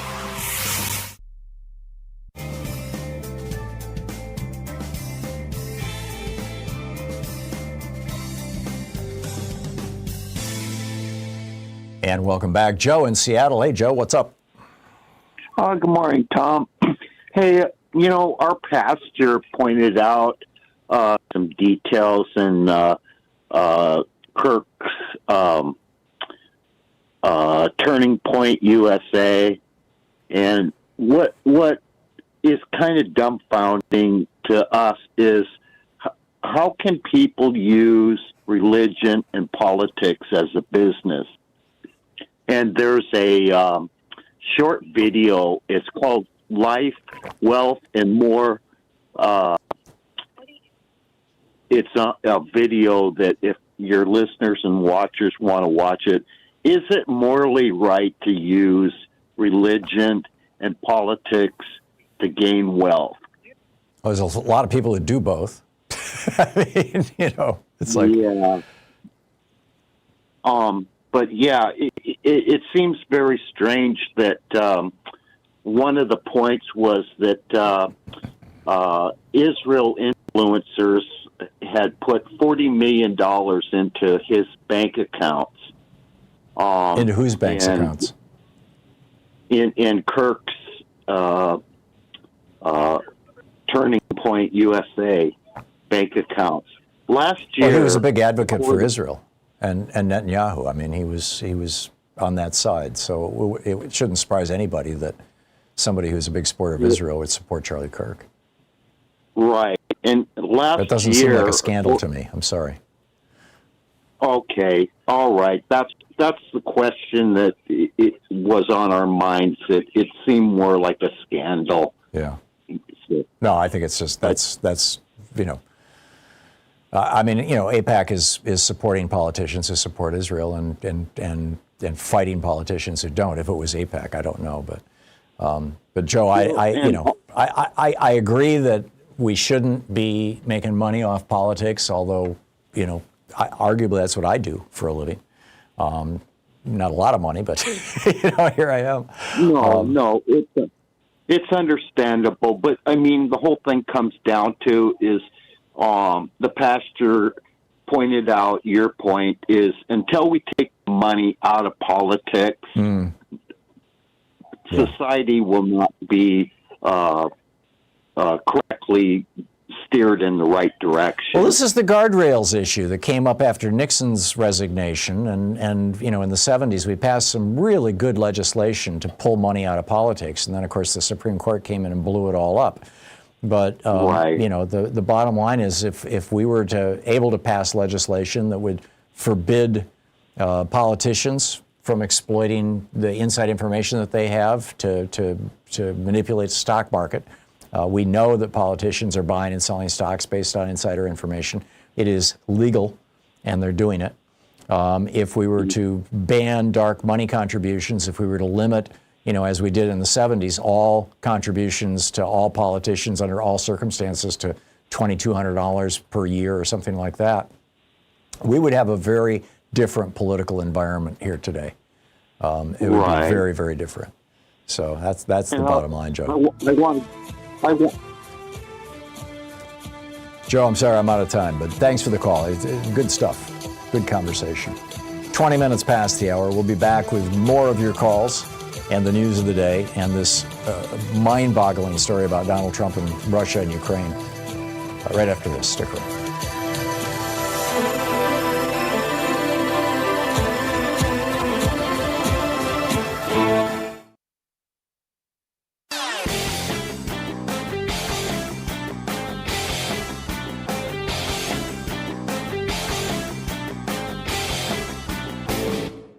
Missed my opening rant today? It's usually published over at HartmannReport.com, where you can read it and share it with your friends for free. Check it out, HartmannReport.com.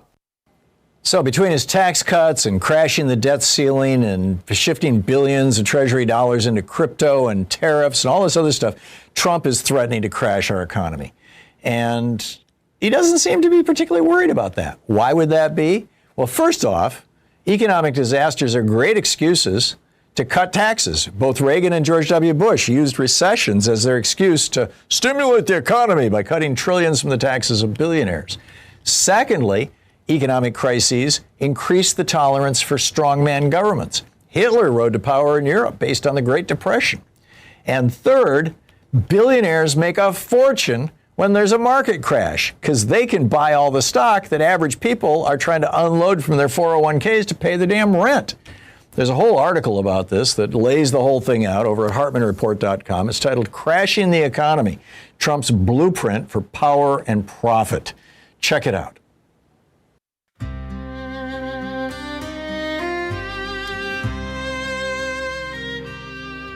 There's a boat on the water, 11 souls gone.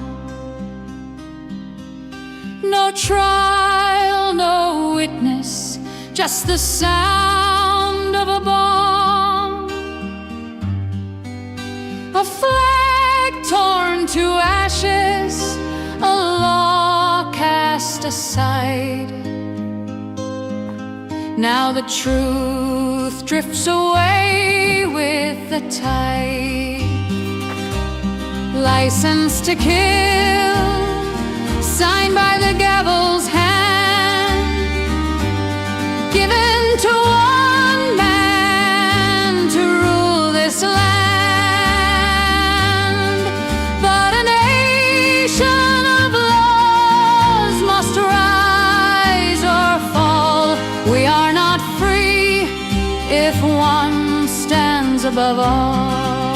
22 minutes past the hour. Welcome back. So Donald Trump went on a rant a couple days ago, and it was over the weekend, on his failing Nazi-infested social media site, and changed his terms, basically. He had been saying that the United States will provide aid to Ukraine, and we will sanction Russia. Right now, Trump hasn't even put tariffs on Russia. He has not punished Russia, basically, in any meaningful way, beyond the things that Joe Biden had done.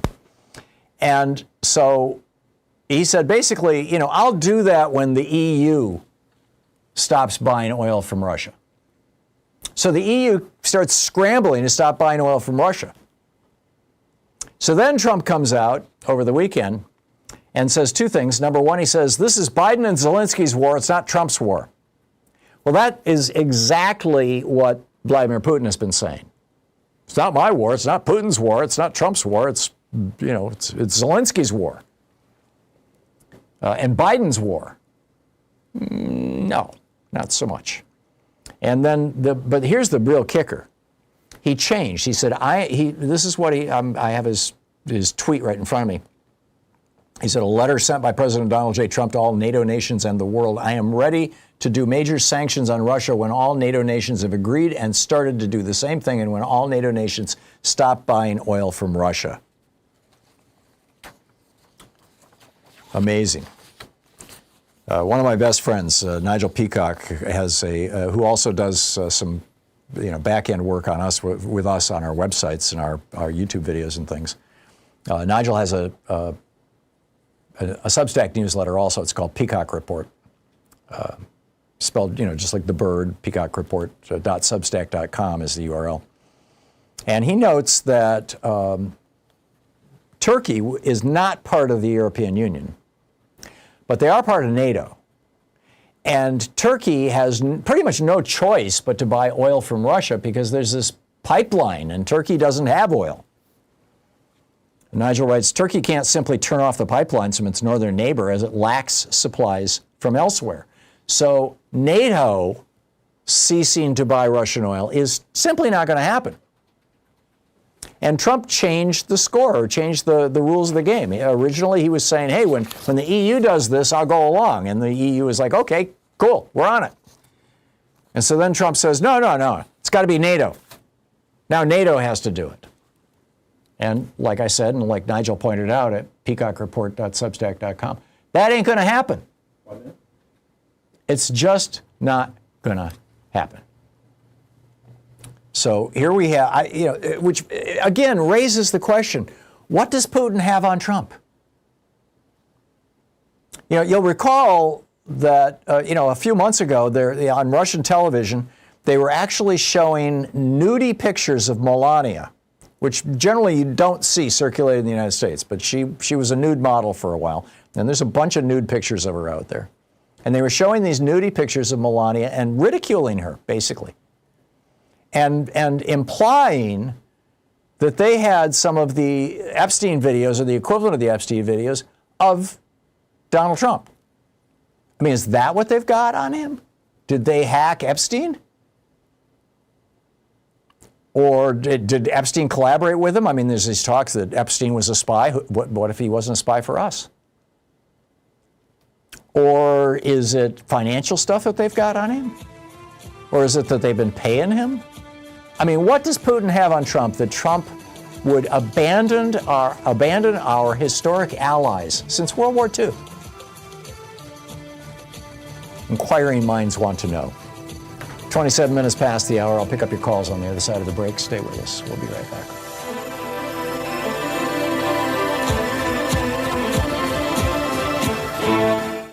You're listening to the Thom Hartmann Program. Call 202-808-9925. By the way, it hasn't happened yet, but Tyler Robinson is going to be, who shot Charlie Kirk, is going to be arraigned today. Maybe we'll learn more then. I'll keep you up to date if it happens during the show.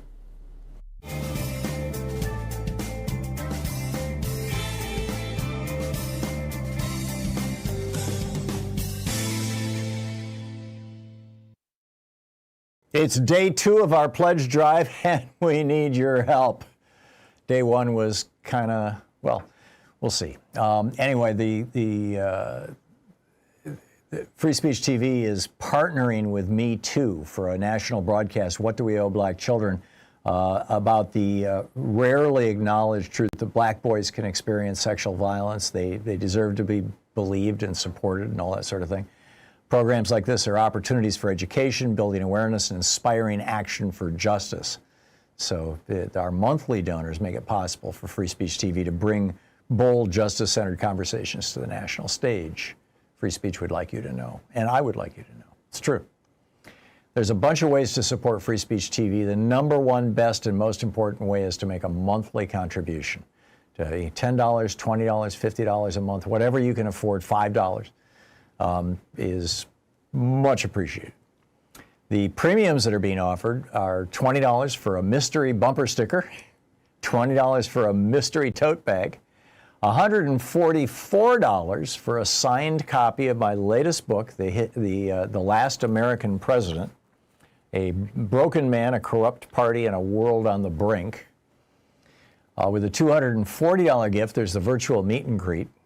We get together on a Zoom call. With a $250 gift, there's a mystery bundle. And with a $1,000 gift, there's the in-person meet and greet, where you can come here to Portland and hang out with us.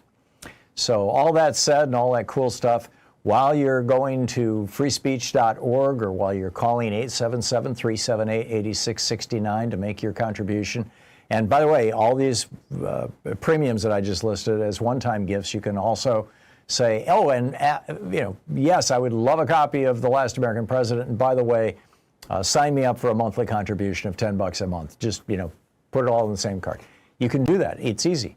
And it really helps. Being able to budget, knowing what kind of income is coming in is so vital for any organization. So while you're doing that, here's Sheldon Whitehouse. There's a backdrop here. The backdrop here is the wealth inequality in our country already, in which the wealthiest 1% of our population own 30% of the wealth, and the poorest half of our population together only own 3% of the wealth. Top 1%, third of the wealth. Bottom half of the population, by income, 3% of the wealth. And against that backdrop, this bill transfers wealth from middle-class families to giant corporations, billionaires, and mega-billionaires. And it transfers wealth from our children and grandchildren to present-day billionaires by adding $5 trillion to the debt limit to run up the debt of the country to fund the tax giveaways to these special interests and wealthy billionaires. How do they do that? take away health care from 16 million Americans, give huge tax breaks to billionaires. Most families have someone sit down once a month and go through the bills, and you try to figure out what bills you can pay.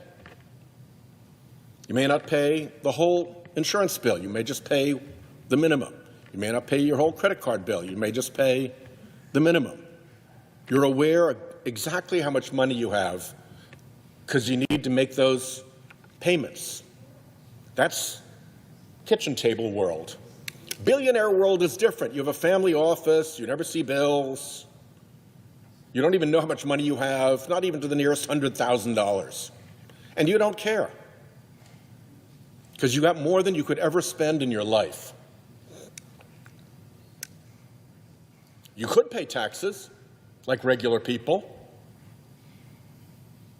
but there's something about your acquisition of wealth that can't stop. So you won't pay taxes like a normal person. You demand special treatment. And that's very much what's been going on here for the last 44 years since the Reagan Revolution. We've seen just an explosion at the top and a collapse at the bottom in America. And it's driving political division like never before. So, and in the midst of this, more than ever before, we need progressive media. We need media that will actually talk about these issues, that will highlight, the insane greed of the morbidly rich and the ways that they're exploiting and ripping off and basically destroying the lives of at least the bottom half of Americans and making the middle, 2/3 of Americans just desperate, running in place. So please call now, 877-378-8669, or go to freespeech.org and make your contribution. And please don't forget to add a monthly contribution. Thank you so much for your help. We need it now.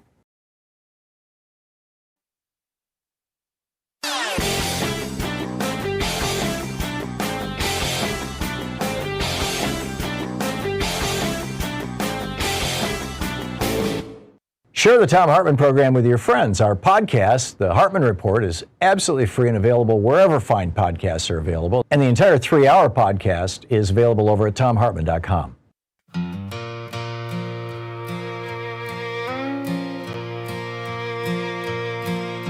Shadows fall across the ballot box. A voice declares the law's been lost. Paper torn from the people's hands. One man's will, a nation damned. This is the dictator's dream, to silence the crowd, erase what it means to choose our future, to speak out loud. They want control, but we won't bow. 35 minutes past the hour. Welcome back. So what's on your mind today? Picking up your calls here, Joe in LaSalle, Michigan. Hey, Joe. Joe, what's up? Hey, what's up? What's up, Tom? If I could, I'd like to mention several movies that I think are pertinent to what's going on today.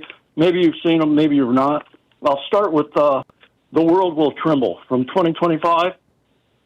And that's about the Kelmno concentration camp in Poland. And two Jewish men escaped from there, and they're the first ones to get word of the atrocities to London through the Polish underground. And the thing about it that reminded me of that is yesterday when you were mentioning Action T4 and gassing, they actually used that in the movie. Oh, really? Not with mentally ill, but with the prisoners from the camp. Wow. Okay. A gas hose from the truck running into an enclosed box on the back of the truck, and those that didn't die were shot. Yeah. That's number one. And the second movie is Mountain Head. I don't know if you've ever heard of that. I've not. Okay, it's 4 techno bros, or morbidly rich, if you like, go to a remote mountain resort, and while a global crisis is going on, and actually it seems like they're the ones that caused it, or at least one of them, and it's how they all fall apart, turn on one another, and it's crazy. Really? What's the title again? That one is called Mountainhead with Steve Carell. Mountainhead. Oh, it's amazing. Okay. I'll have to check it out. Yeah. And the last one is an old movie, 1942. Spencer Tracy and Katharine Hepburn, called Keeper of the Flame. And they touch on so many topics that are current today. It's just incredible. There's a supposed hero of the movie, Robert Forrest, isn't what he was supposed to be, we'll say. And anyway, let me just give you a couple things they say in there. They said they didn't call it fascism. They painted it red, white, and blue and called it Americanism. And it said that fantastic amounts of money were donated by private individuals to whom money didn't mean anything more, but who wanted political power and knew they couldn't get it by democratic means. Wow. And that they wanted to stir up the little hatreds of the whole nation against each other. And they did that by printing up articles. One was to go to anti-Semitic paper, attacking Jews. Another one to the Farmers Gazette to stir up farmers against city dwellers, attack the Catholics, anti-Negro, anti-labor, anti-trade union, subtle appeal to the Ku Klux Klan, and it goes on and on. Yeah. Everything is. Well, they knew back in the 40s what fascism was. We were fighting it tooth and nail. So that's fascinating. Joe, thank you. Thank you for those recommendations. I appreciate the call. Kimberly in Portland. Hey, Kimberly, what's on your mind today? Hey, Tom. So the other day, it might have been yesterday, I don't know, they all bleed together. You mentioned with a caller the U.S. District Judge Esther Salas, whose son Daniel was murdered by somebody who was posing as a pizza delivery. Yeah, no, he was posing as a FedEx delivery person. But it was initially reported that it was a pizza delivery, and as a consequence of that, the judges, over 100 judges across the United States who have ruled against Donald Trump in the last couple of years, have been receiving pizza deliveries, in some cases addressed to Daniel, to her son at their homes at weird hours. According to the Washington Post, at least in 7 states, it's being investigated by the Marshal Service. Yep. And so that's an example of this right-wing terrorism that's happening, not just overt acts, but the threats. And they did the same thing and are doing with the election workers. So anyway, I just wanted to call and mention that because you threw that out, but then it didn't go further. And I was like, Tom has to know about this. I'm sure you do. Yeah, in fact, day after tomorrow, I'm going to be publishing an article specifically about that and mentioning Esther Salas and her son Daniel, and her husband was also shot. He didn't die, but he was badly wounded. So, yeah, I know. good stuff. Kimberly, thank you. One other thing. Okay, one other thing. This is my act of dissent. I'm going to start a progressive organization, because they're going to be targeting those. And I'm going to call it Radical Leftist Grandmothers for the First Amendment. I love it. T-shirts and stickers, and I just figure the day they start locking up grandmothers, it's not really going to win the hearts and minds, Yeah. But anyway. Okay. Well, that's a great one. Keep us up to date on it, Kimberly. When you have a website, let us know, okay?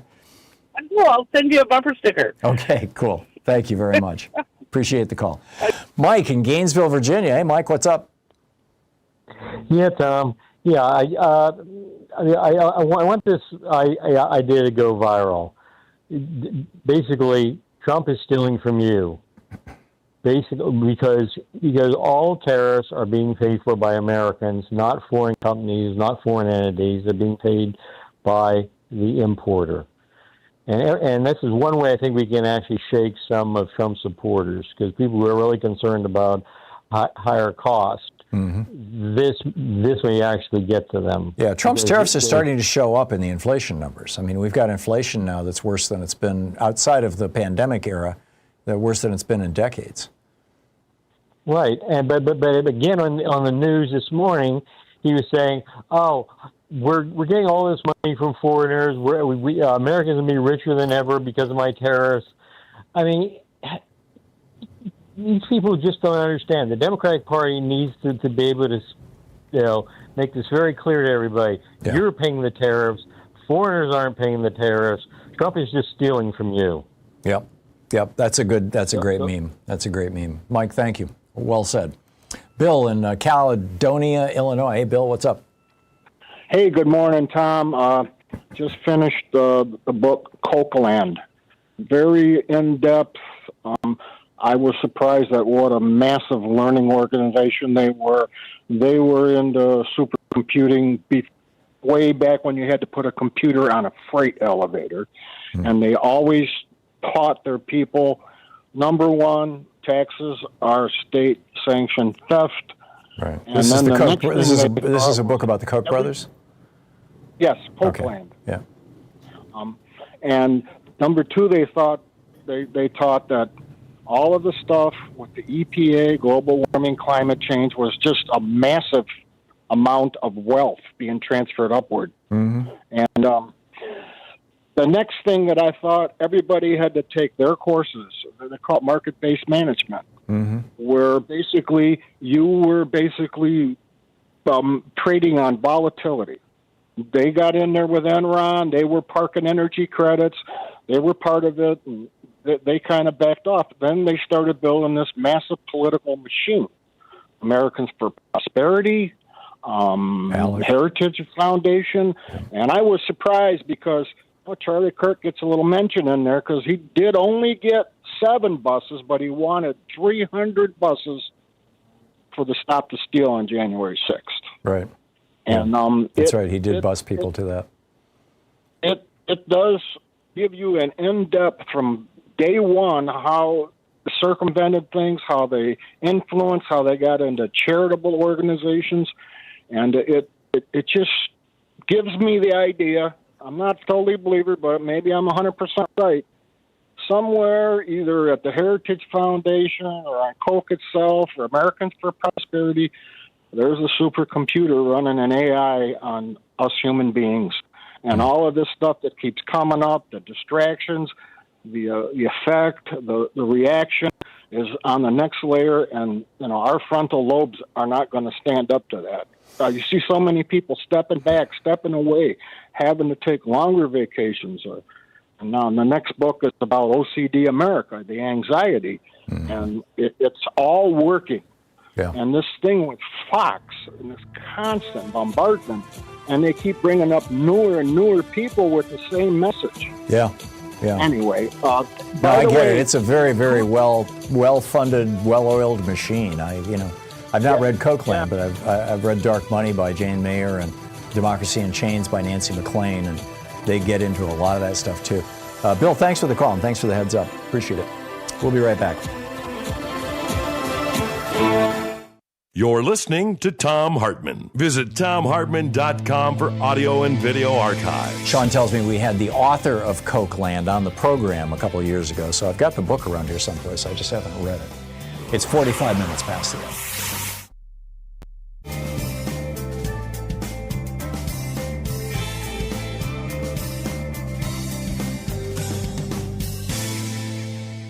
And welcome back. Johan in Los Angeles. Hey, Johan, what's on your mind today?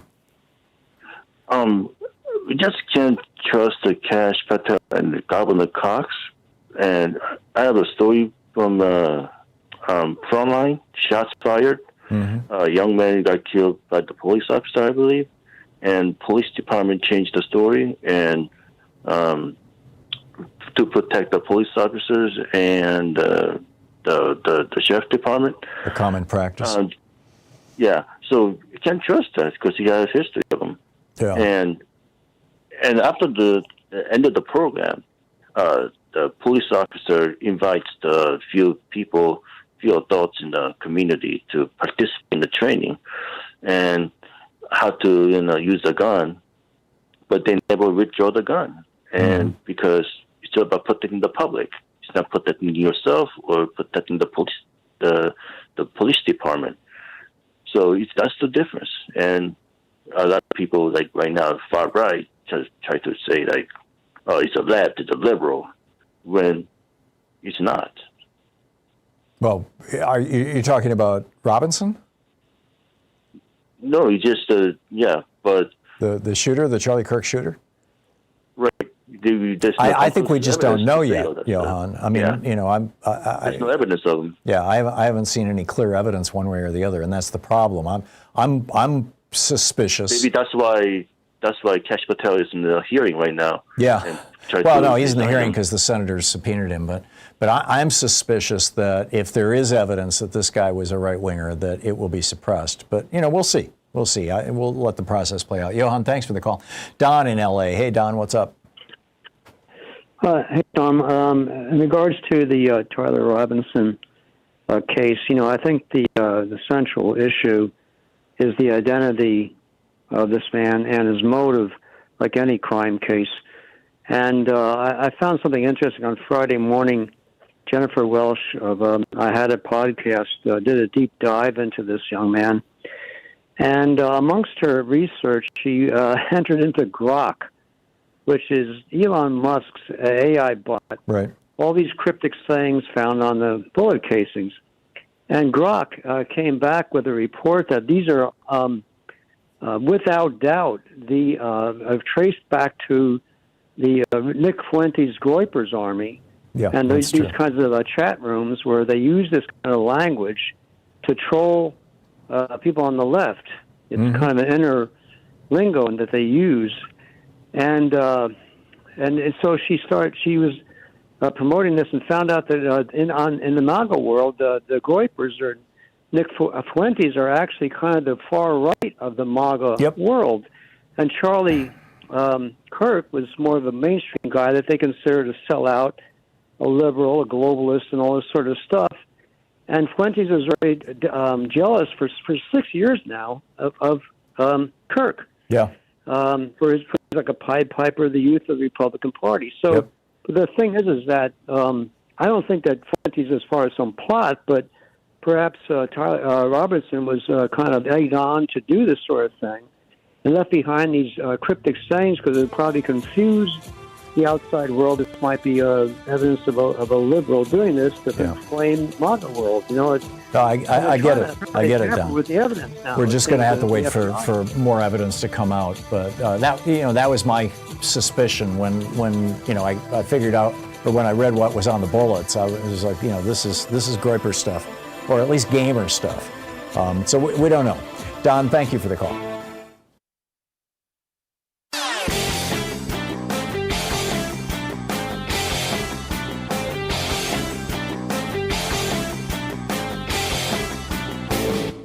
Hey, thanks so much for sharing our program and for reaching out to our stations and sponsors and letting them know that you're listening. It really means a lot to us.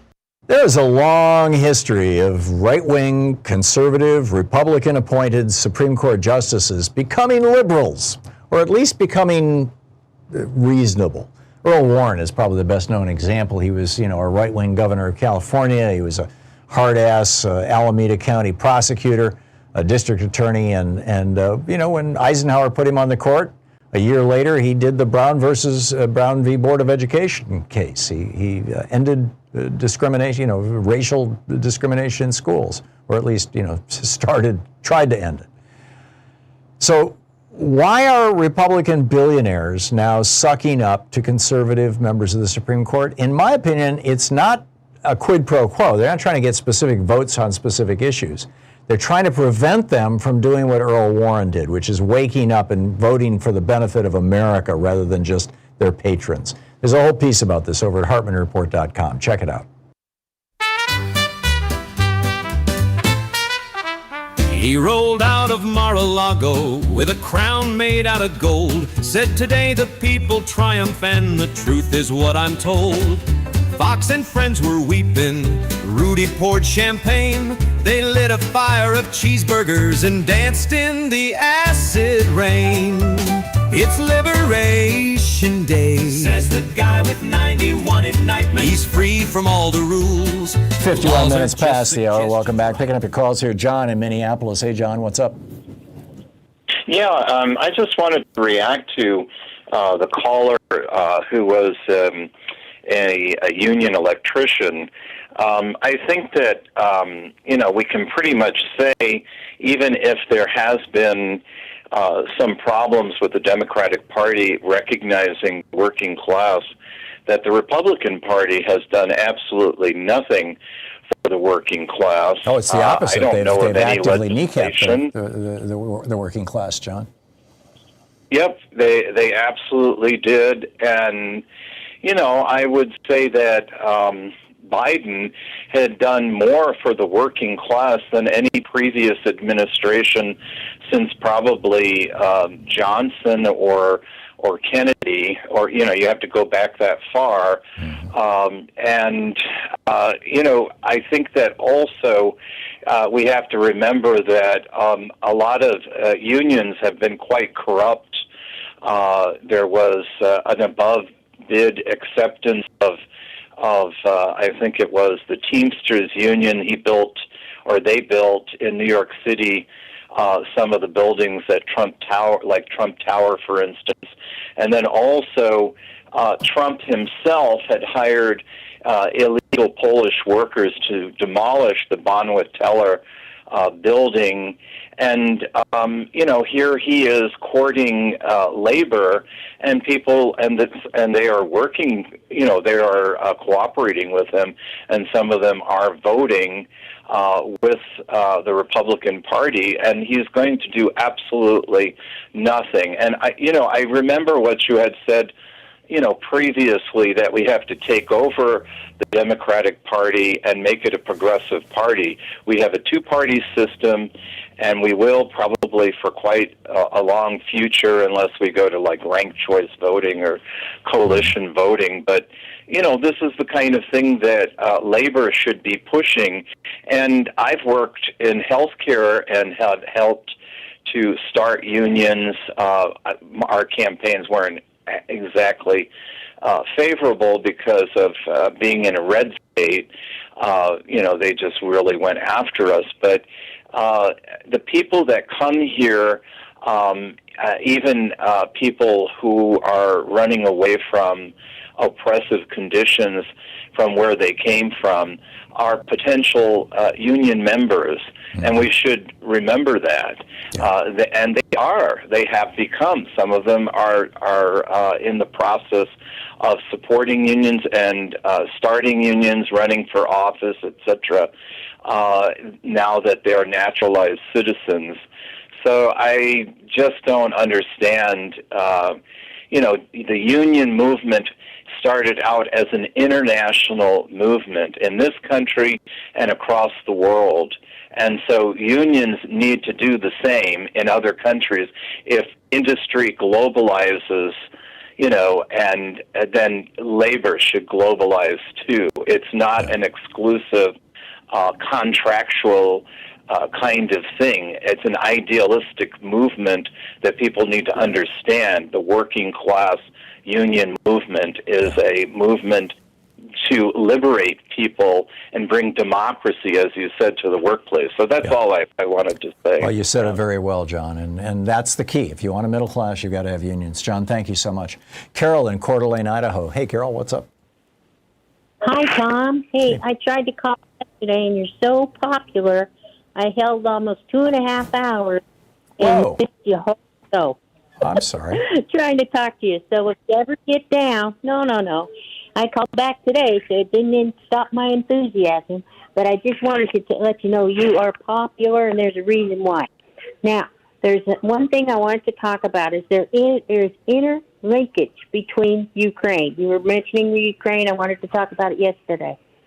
Ukraine, there are 3 very important websites on YouTube, access to everybody, and I hope people are writing this down. One is called Jason Smart, S-M-A-R-T. He has the videos of the new Flamingo drones, what they've hit, when they've hit, the different, their whole strategy of how they're going about it, so on and so forth. That's one, Jason Smart.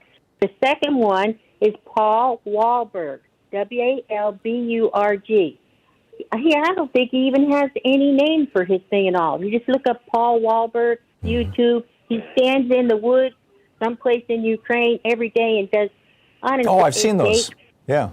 You've got to watch them. They're very, very informative. Yeah. And this backs up, both those things back up what I'm going to tell you right now. And I'm basing it on those and also a United States one, unbelievably. Write this down. This was Midas. Yeah, you're familiar with Midas. Midas Touch Network, yeah. We just have a few seconds left, Carol.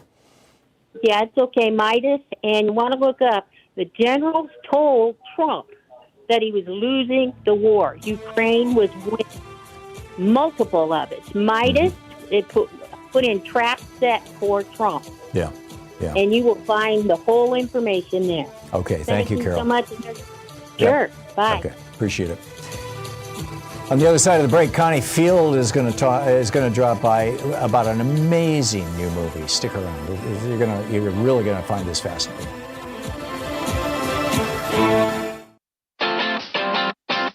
You're listening to Thom Hartmann. In addition to bringing you the Thom Hartmann Program here on Free Speech TV and Video Media Online, we also have a whole set of ways you can interact with us and tools you can use to spread the word about the importance of democracy and the threats to it in our republic. First, there's your daily homework. Sue Nethercutt puts together a daily email newsletter that has a link to every story I discuss on the air, so you can find my sources and you can share them with your friends. It's free and you can sign up at thomhartmann.com. Second, I publish my daily take every day over at the hartmannreport.com website. That's also free if you want the daily 5 days a week rant in your inbox. No ads either. Third, we have the podcasts. There's the free 1-hour version of our daily show that's advertising supported. You can find that wherever you get your podcasts normally.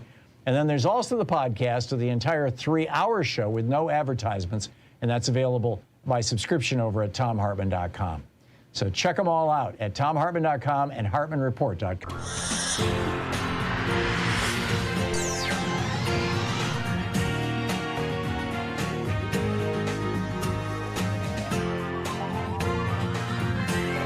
We say fight back!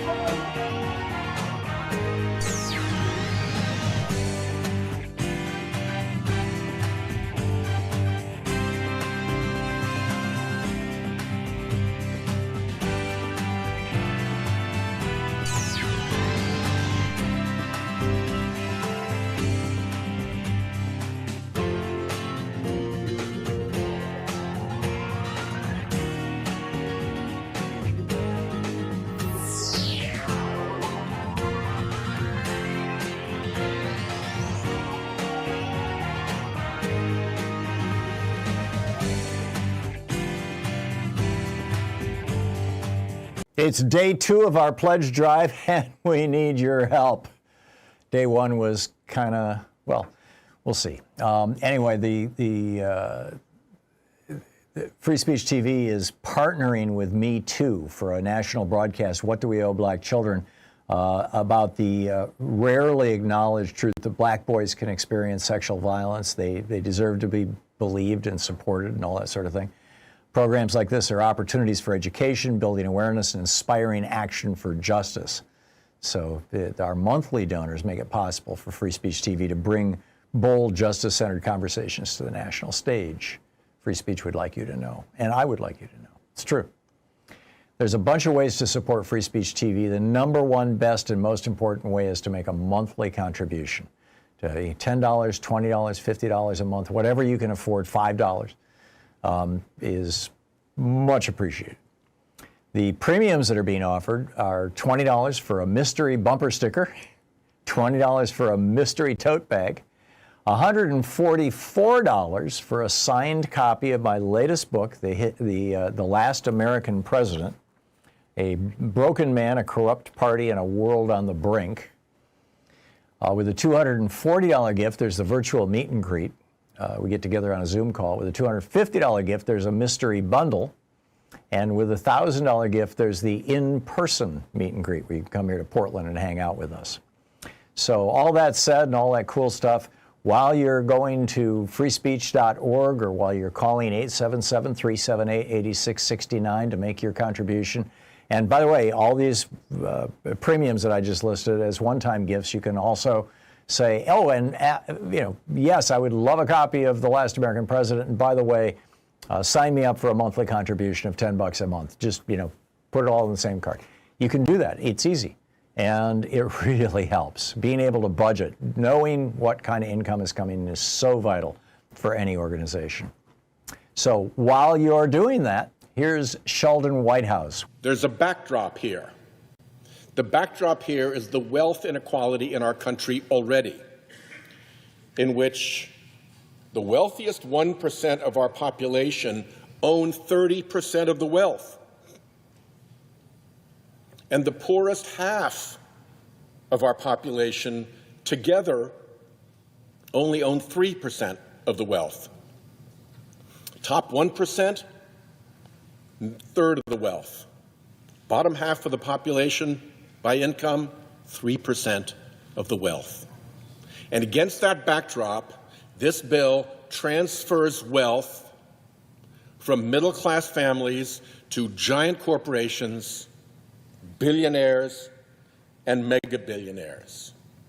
And it transfers wealth from our children and grandchildren to present-day billionaires by adding $5 trillion to the debt limit to run up the debt of the country to fund the tax giveaways to these special interests and wealthy billionaires.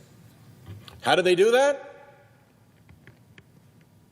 Take away health care from 16 million Americans.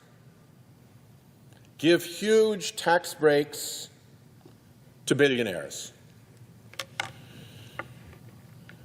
Most families have someone sit down once a month and go through the bills. And you try to figure out what bills you can pay. You may not pay the whole insurance bill. You may just pay the minimum. You may not pay your whole credit card bill. You may just pay the minimum. You're aware of exactly how much money you have because you need to make those payments. That's kitchen table world. Billionaire world is different. You have a family office. You never see bills. You don't even know how much money you have, not even to the nearest $100,000. And you don't care because you got more than you could ever spend in your life. You could pay taxes like regular people, but there's something about your acquisition of wealth that can't stop. So you won't pay taxes like a normal person.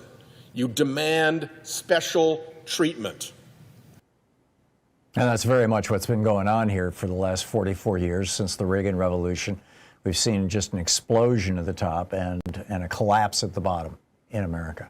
And it's driving political division like never before. So, and in the midst of this, more than ever before, we need progressive media. We need media that will actually talk about these issues, that will highlight, the insane greed of the morbidly rich and the ways that they're exploiting and ripping off and basically destroying the lives of at least the bottom half of Americans and making the middle, 2/3 of Americans just desperate, running in place. So please call now, 877-378-8669, or go to freespeech.org and make your contribution. And please don't forget to add a monthly contribution. Thank you so much for your help. We need it now.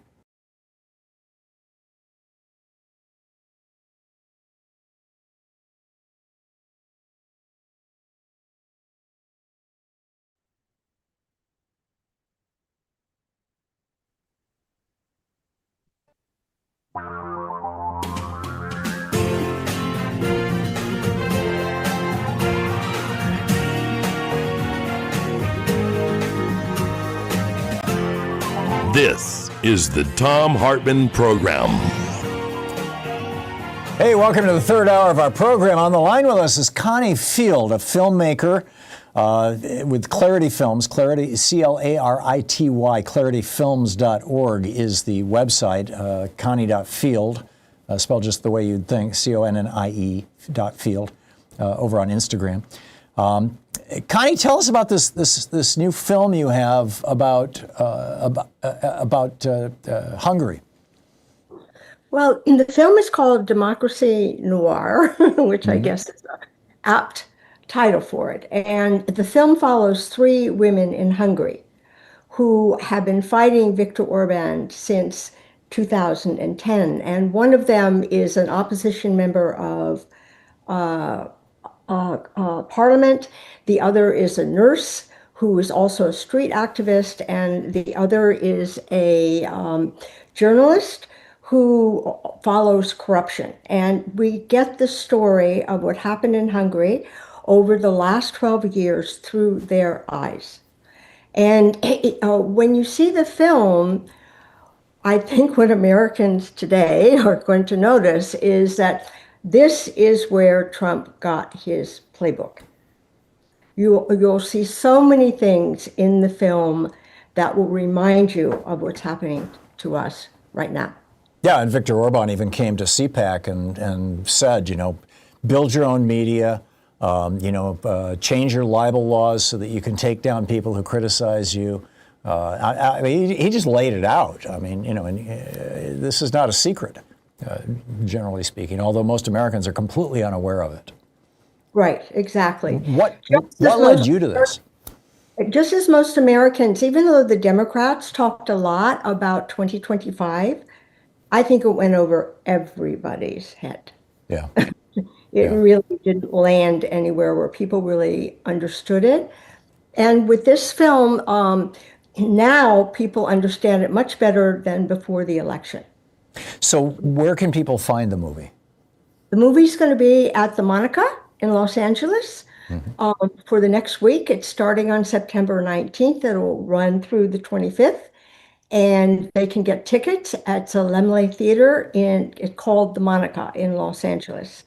It's also going to be at a lot of other theaters, and they can go to our website, which is clarityfilms.org, and they can see where it's showing. Yeah, Sean was just telling me it's playing here in Portland right now, apparently until right tomorrow. Now in Portland, I just got back from Seattle. It's going to be in Scottsdale, Arizona. It's going to be in Cleveland. It's going to be in many, many places. Are you going to put it online? Yes, eventually. I'll put it online, probably in November, December. Oh, okay. Okay, so let's start at the beginning. I was actually in Hungary the summer that Viktor Orban, I wasn't there when he gave the speech, but about a month afterwards, when he was kind of a rising star on the left, as it were, challenging communism. It was the summer that the wall came down in Berlin, and there were all these German refugees coming in and whatnot. And people were actually very optimistic about the possibility that Viktor Orban could be the guy, who was going to lead Hungary into a post-Soviet positive place. How did he become essentially a dictator? Well, okay, a couple of interesting things about the time that you were there. Orban went to Oxford on a scholarship paid by George Soros. I remember, yeah. And he was a liberal back then, and he was much more liberal from 1998 to 2002 when he was also in office. And he also, the other thing that's important about that era is that that's when they formed their new constitution for Hungary.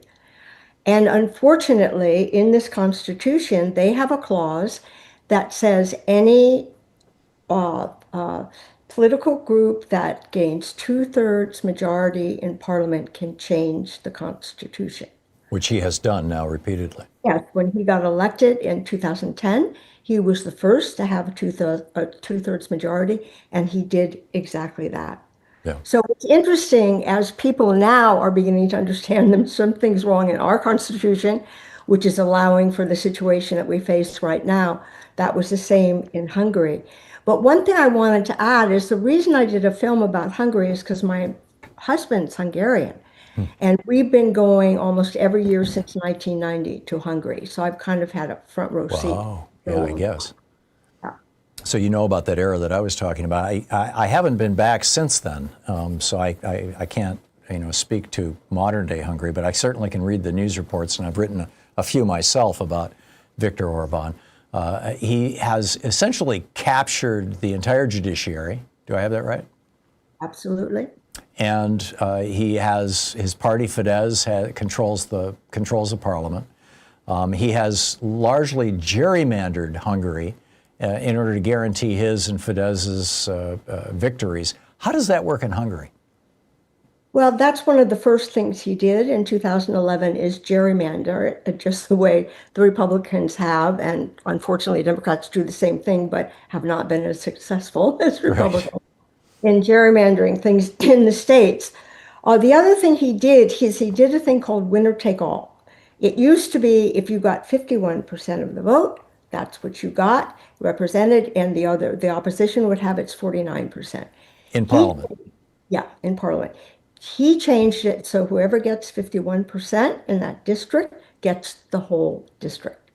Okay, the other thing he does, he can change the election laws at will.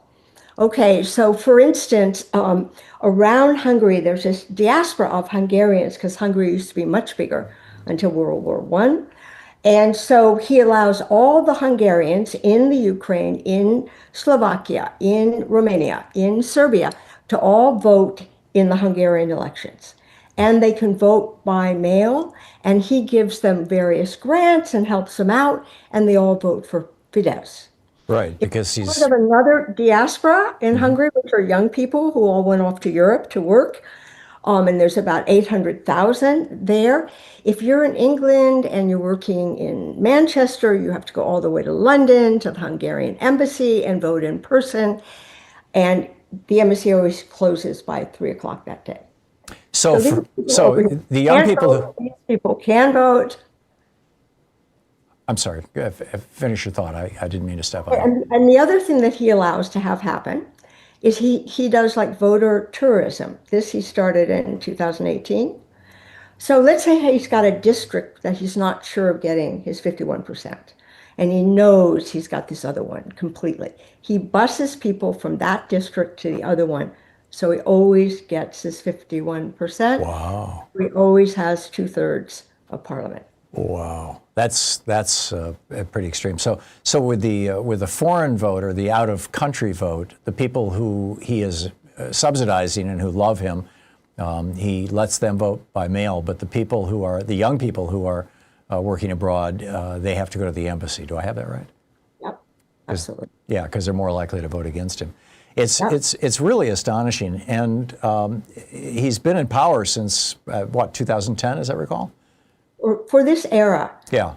He was president before that for a short time. 98 to 2002, when he lost that election, he was really depressed. Right. And so he went around the country and formed the citizens group with his party, Fidesz, figured out who his constituency could be, and he's played to that constituency. Right. In a way, it's very similar to Trump. How do you think this is going to play out? Because he's been sucking up to Putin. And he has had pro-Ukraine positions at times, but it seems like Trump's pro-Ukraine positions. In other words, all talk, no action kind of stuff.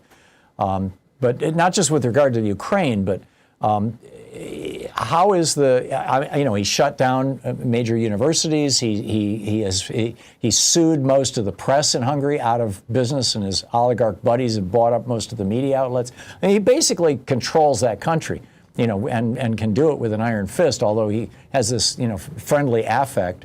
And everybody thinks of Hungary as just, another country in Europe. In fact, he sponsored CPAC over there in Budapest a couple of years ago. How do you think this is going to play out? Is the movement to overthrow him essentially going to have any success, or is Fidesz going to end when he dies? What do you see happening? We've got about 2 minutes here before we hit a hard break, Connie. Okay, it's actually looking very positive now. A couple of things: a new party formed called TISA.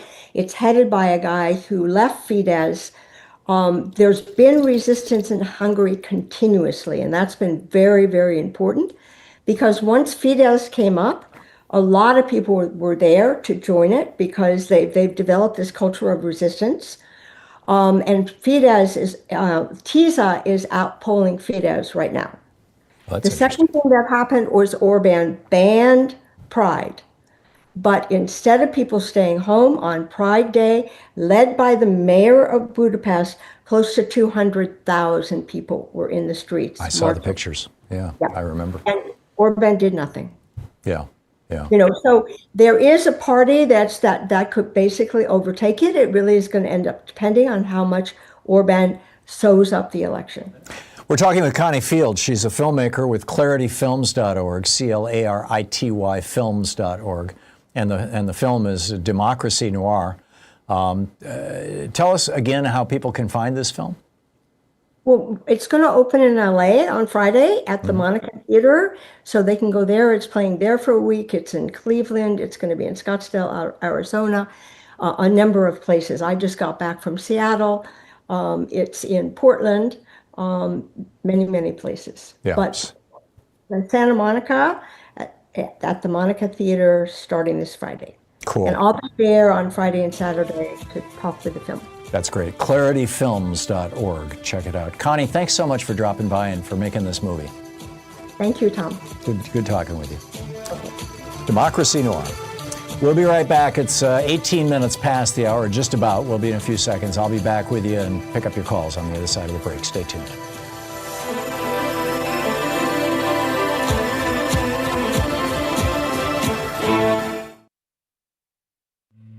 This is the Thom Hartmann Program. We'll be right back with your calls. What's on your mind? Stick around.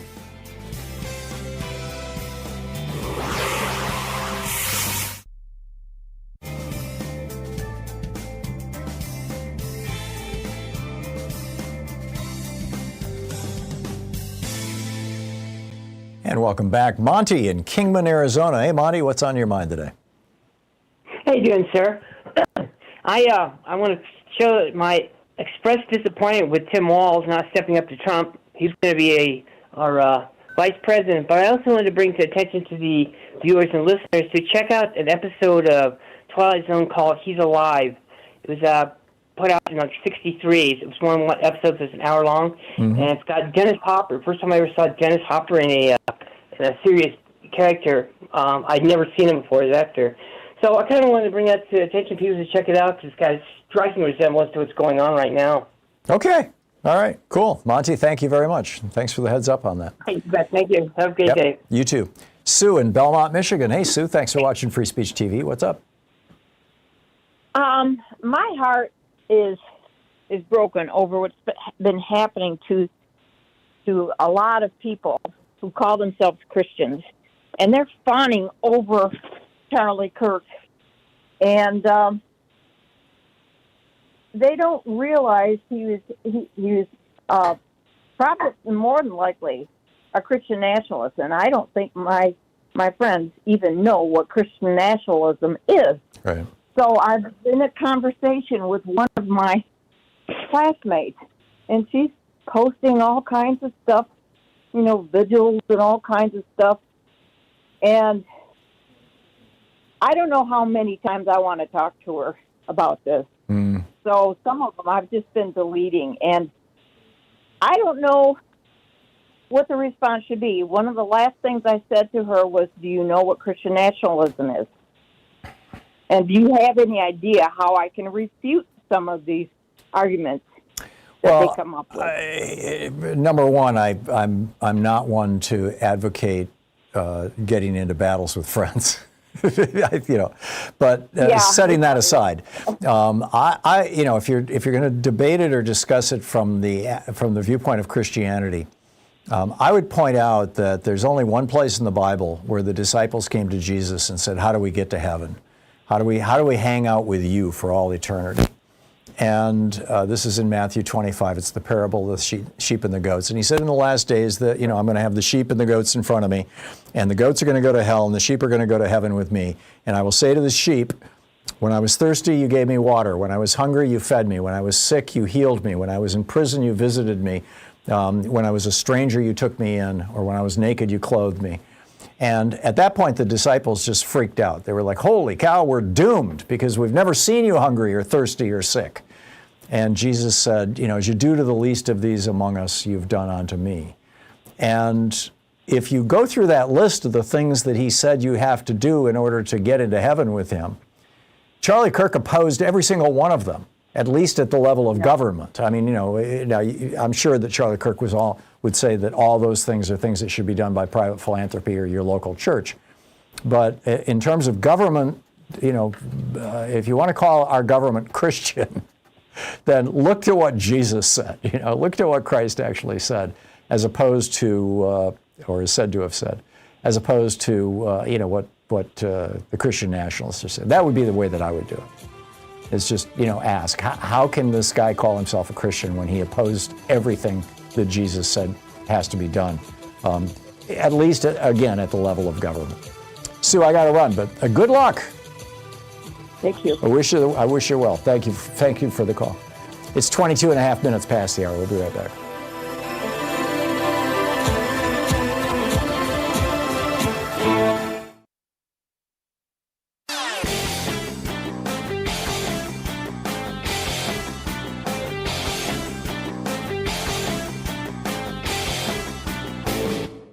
Change starts with you. You can be calling your Democratic or Republican representatives to let them know what you think by calling 202-224-3121. It's the Capitol switchboard. It'll get you right through to them.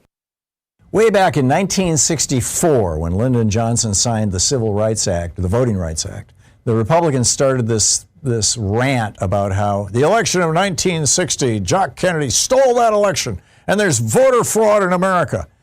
And it became a thing. They started this thing called Operation Eagle Eye. William Rehnquist was running it in Arizona, trying to intimidate Hispanics and African Americans into not voting, essentially. They've now used this claim that non-citizens are voting, this voter fraud claim, in virtually every red state to make it harder to vote, to purge people off the voting rolls, to make people's votes not counted with their exact signature matches. It's a scam. It's a grift that they've been running for 60 years, and the American media won't call them out on it. There's a whole piece about it called Trump and the GOP's Big Lie 2.0 over at HartmannReport.com. Please check it out. You'll find it fascinating.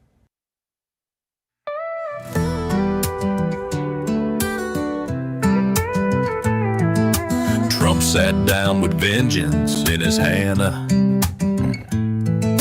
Used the law like a blade on command. He named the men who told the truth and tried to bury them with state-approved abuse. Chris Cribb said the vote was clean. Trump couldn't stand what that would mean. So he aimed the DOJ like a loaded gun to punish truth till silence won. The freedom to speak truth to power can't be killed by a man in a golden tower. You can twist the law, you can smear a name, but truth survives the darkest flame. We won't kneel and we won't cower. We rise for the freedom to speak truth to power. 24 minutes past the hour. Welcome back. Picking up your calls here. Joe in Oklahoma City, Oklahoma. Hey, Joe, what's up? Not much, Tom. I've got a couple of quick kind of informational things for you. Mm-hmm. We talked about how the dollar is declining in value since Trump took office. It's had the fastest decline in 50 years. Really? He's such a great businessman. 50-year decline to 10%. Wow. The other one I wanted to tell you, I've spent a lot of time researching and using stats, going through numbers since 1975, and about 77% of all political violence, domestic terrorism, is on the right-wing lunatics, and about 23% is on the left. So it's just the opposite of what, how Trump right. uses. And the percentage that's on the left, by the way, is not the left that the right-wingers attack. It's not, trans people out there. Well, there was one, but It's not like, trans or queer people out there shooting people. It's mostly environmentalists who are, sabotaging environmental, disasters, logging sites and things like that. If my recollection is correct, Joe, you just looked through the numbers. Absolutely. It's a false equivalence. Even with that 23%, they're usually trying to do something good. Yeah. Like stopping big insurance from, killing everybody. The other thing I wanted for any Republicans that are hate watching that happen to be seniors, I've got good news for you. In 2026, your COLA, your cost of living, is going to be less than inflation, about 2.7%. But the good news is you'll be paying 11% more on your Part B Medicare. Trump's doing such great things for you again. The other thing that I wanted to talk to you about that I think you'll find very interesting, there's a new deal going on. You can look this up. It's quite interesting. There was, a couple of days before the death of Kirk, there was somebody selling witchcraft spells on Etsy. Oh, I know. And they bought a hex on Kirk. Yeah, and I'm thinking witch trials with Alito as the judge. Don't you think? Yeah, that would work. There, right? Joe, right, thanks for the call. 27 minutes past the hour. You're listening to the Thom Hartmann Program. Call 202-808-9925. It is a true story, though. It's an amazing one. We'll be back with more of your calls on the other side of the break.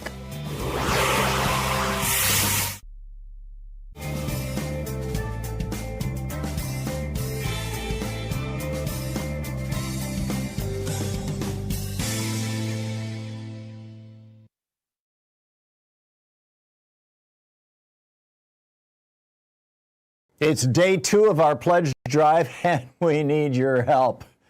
Day 1 was kind of, we'll see. Anyway, the Free Speech TV is partnering with Me Too for a national broadcast, What Do We Owe Black Children, about the rarely acknowledged truth that black boys can experience sexual violence. They deserve to be believed and supported and all that sort of thing. Programs like this are opportunities for education, building awareness, and inspiring action for justice. So our monthly donors make it possible for Free Speech TV to bring bold, justice-centered conversations to the national stage. Free Speech would like you to know, and I would like you to know. It's true. There's a bunch of ways to support Free Speech TV. The number one, best, and most important way is to make a monthly contribution. To $10, $20, $50 a month, whatever you can afford, $5. Is much appreciated. The premiums that are being offered are $20 for a mystery bumper sticker, $20 for a mystery tote bag, $144 for a signed copy of my latest book, The Last American President, A Broken Man, a Corrupt Party, and a World on the Brink. With a $240 gift, there's the virtual meet and greet. We get together on a Zoom call. With a $250 gift, there's a mystery bundle. And with a $1,000 gift, there's the in-person meet and greet, where you can come here to Portland and hang out with us. So all that said and all that cool stuff, while you're going to freespeech.org or while you're calling 877-378-8669 to make your contribution. And by the way, all these premiums that I just listed as one-time gifts, you can also say, yes, I would love a copy of The Last American President. And by the way, sign me up for a monthly contribution of $10 a month. Just, put it all in the same card. You can do that. It's easy. And it really helps. Being able to budget, knowing what kind of income is coming is so vital for any organization. So while you're doing that, here's Sheldon Whitehouse. There's a backdrop here. The backdrop here is the wealth inequality in our country already, in which the wealthiest 1% of our population own 30% of the wealth, and the poorest half of our population together only own 3% of the wealth. Top 1%, third of the wealth. Bottom half of the population, by income, 3% of the wealth. And against that backdrop, this bill transfers wealth from middle-class families to giant corporations billionaires, and mega billionaires. And it transfers wealth from our children and grandchildren to present-day billionaires by adding $5 trillion to the debt limit to run up the debt of the country to fund the tax giveaways to these special interests and wealthy billionaires. How do they do that? Take away health care from 16 million Americans. Give huge tax breaks to billionaires. Most families have someone sit down once a month and go through the bills. And you try to figure out what bills you can pay. You may not pay the whole insurance bill. You may just pay the minimum. You may not pay your whole credit card bill. You may just pay the minimum. You're aware of exactly how much money you have because you need to make those payments. That's kitchen table world. Billionaire world is different. You have a family office. You never see bills. You don't even know how much money you have, not even to the nearest $100,000. And you don't care because you got more than you could ever spend in your life. You could pay taxes like regular people, but there's something about your acquisition of wealth that can't stop. So you won't pay taxes like a normal person. You demand special treatment. And that's very much what's been going on here for the last 44 years since the Reagan Revolution. We've seen just an explosion at the top and a collapse at the bottom in America. And it's driving political division like never before.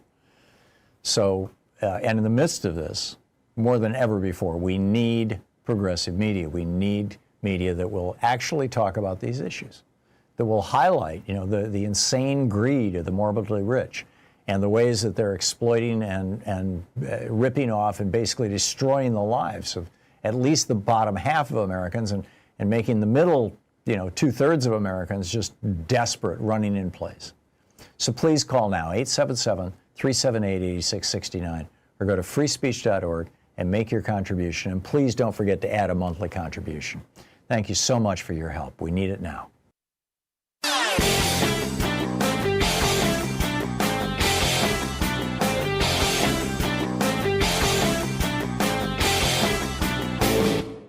Help support Progressive Radio. If you're listening to us on a commercial station, call their advertisers and let them know you're listening. If you're listening to us on Pacifica, one of our many nonprofit stations, please support them when they do their fundraising drives. Thanks for supporting Progressive Talk Radio and tag You're It.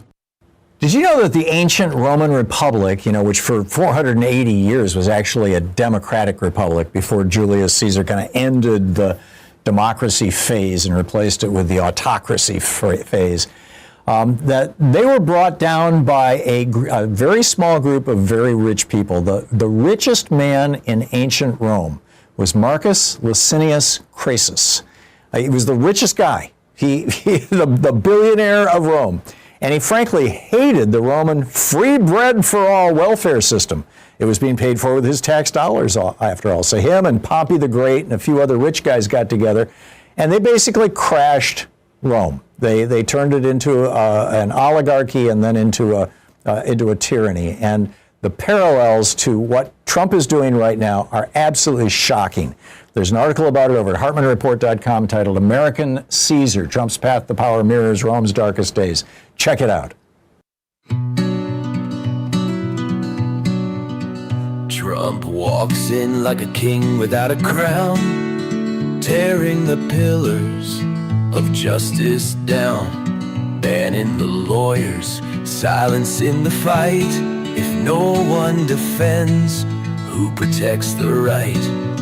He's silencing the defenders one by one, turning the law into a loaded gun, breaking the courts, bending the rules. Trump's building a throne Welcome back, 35 minutes past the hour. Picking up your calls here. Marilyn in Chicago. Hey, Marilyn, what's on your mind today? Hi, Tom. Oh, I love your show so much. Thank you. I just want to say that, of course, I think the assassination of Charles Cook, completely unacceptable in every way. But what concerns me is that this concept in our media that's going on right now, if anyone says anything negative about him, that, they're going to be labeled as being against free speech.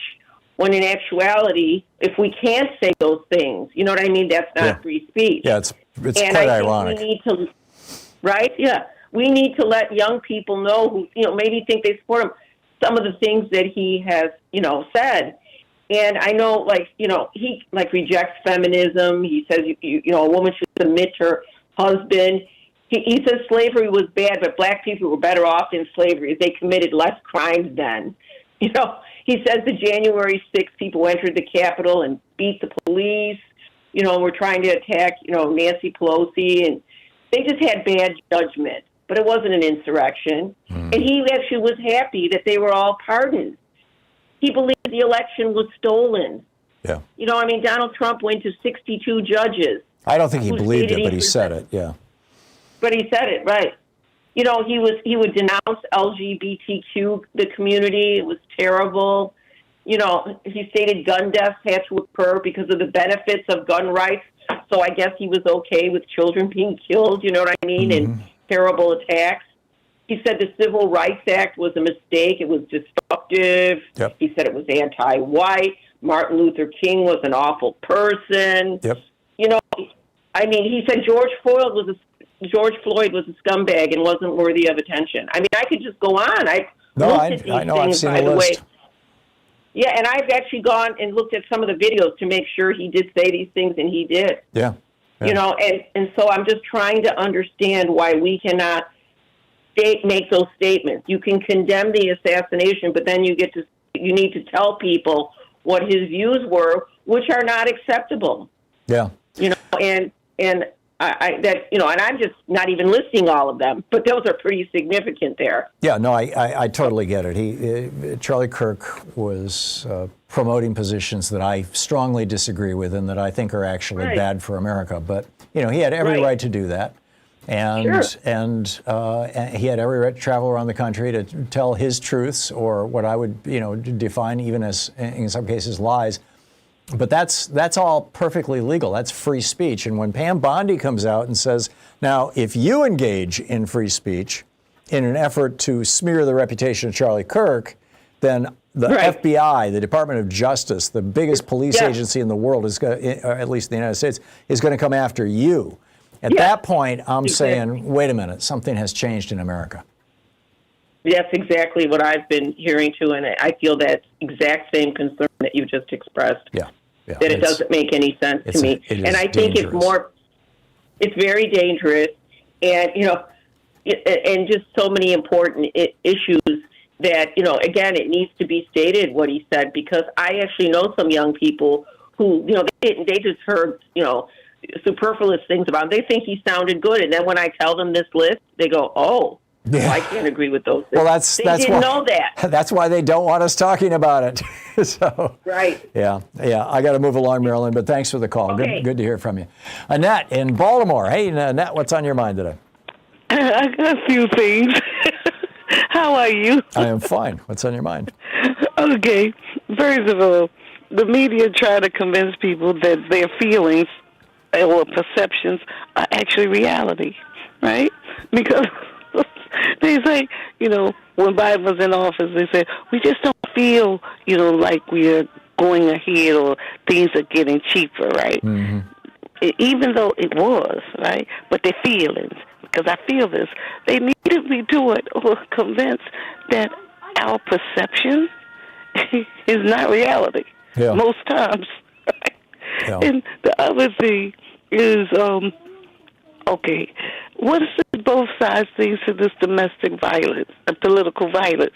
We got a few, and I can't even say we have a few, because I think most of those are like libertarians or something, right? I don't think that they're actually Democrats, but I just say the false equivalents. Yeah. And because I had to write down, I was like, okay, what is it? What's these things? The political views, mostly on the right, negative, and the perception. Because I find one of the ladies, the commentators on MSNBC, I think she's took over the slot for Joy Reid with the other two people, and she keeps saying, "Well, people don't feel," Yeah. Yeah.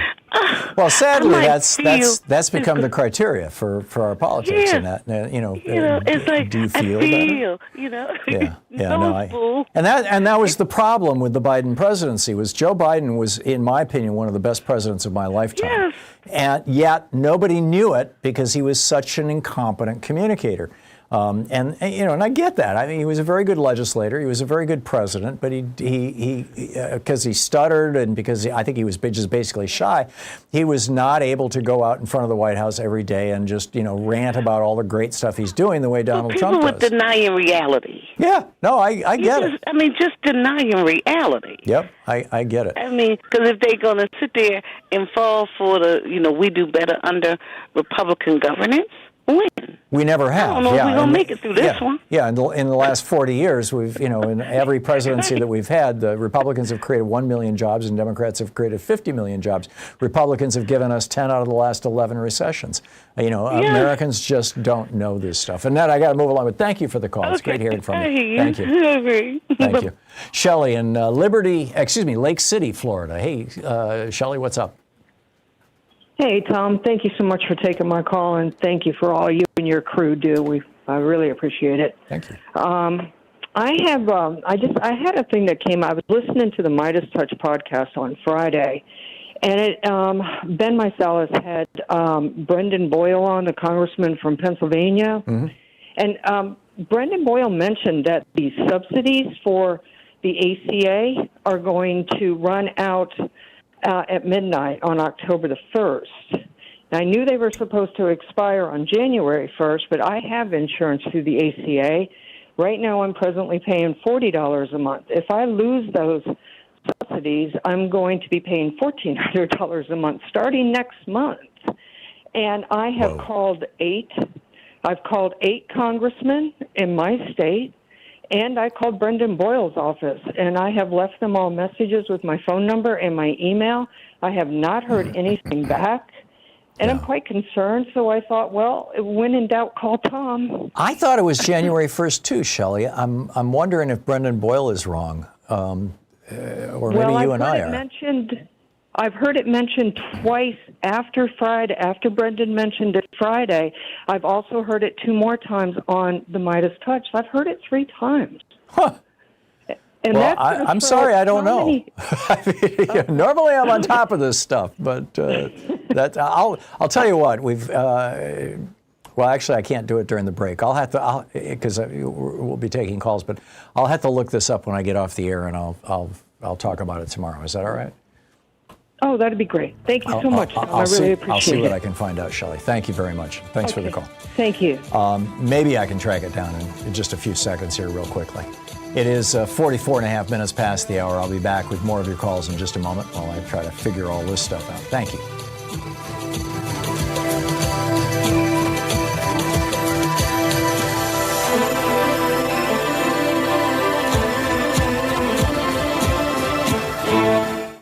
You're listening to Thom Hartmann. Visit thomhartmann.com for audio and video archives. Okay, I just asked ChatGPT when do the ACA credits expire, and it says they're set to expire at the end of 2025 unless Congress acts to renew them. So there you go.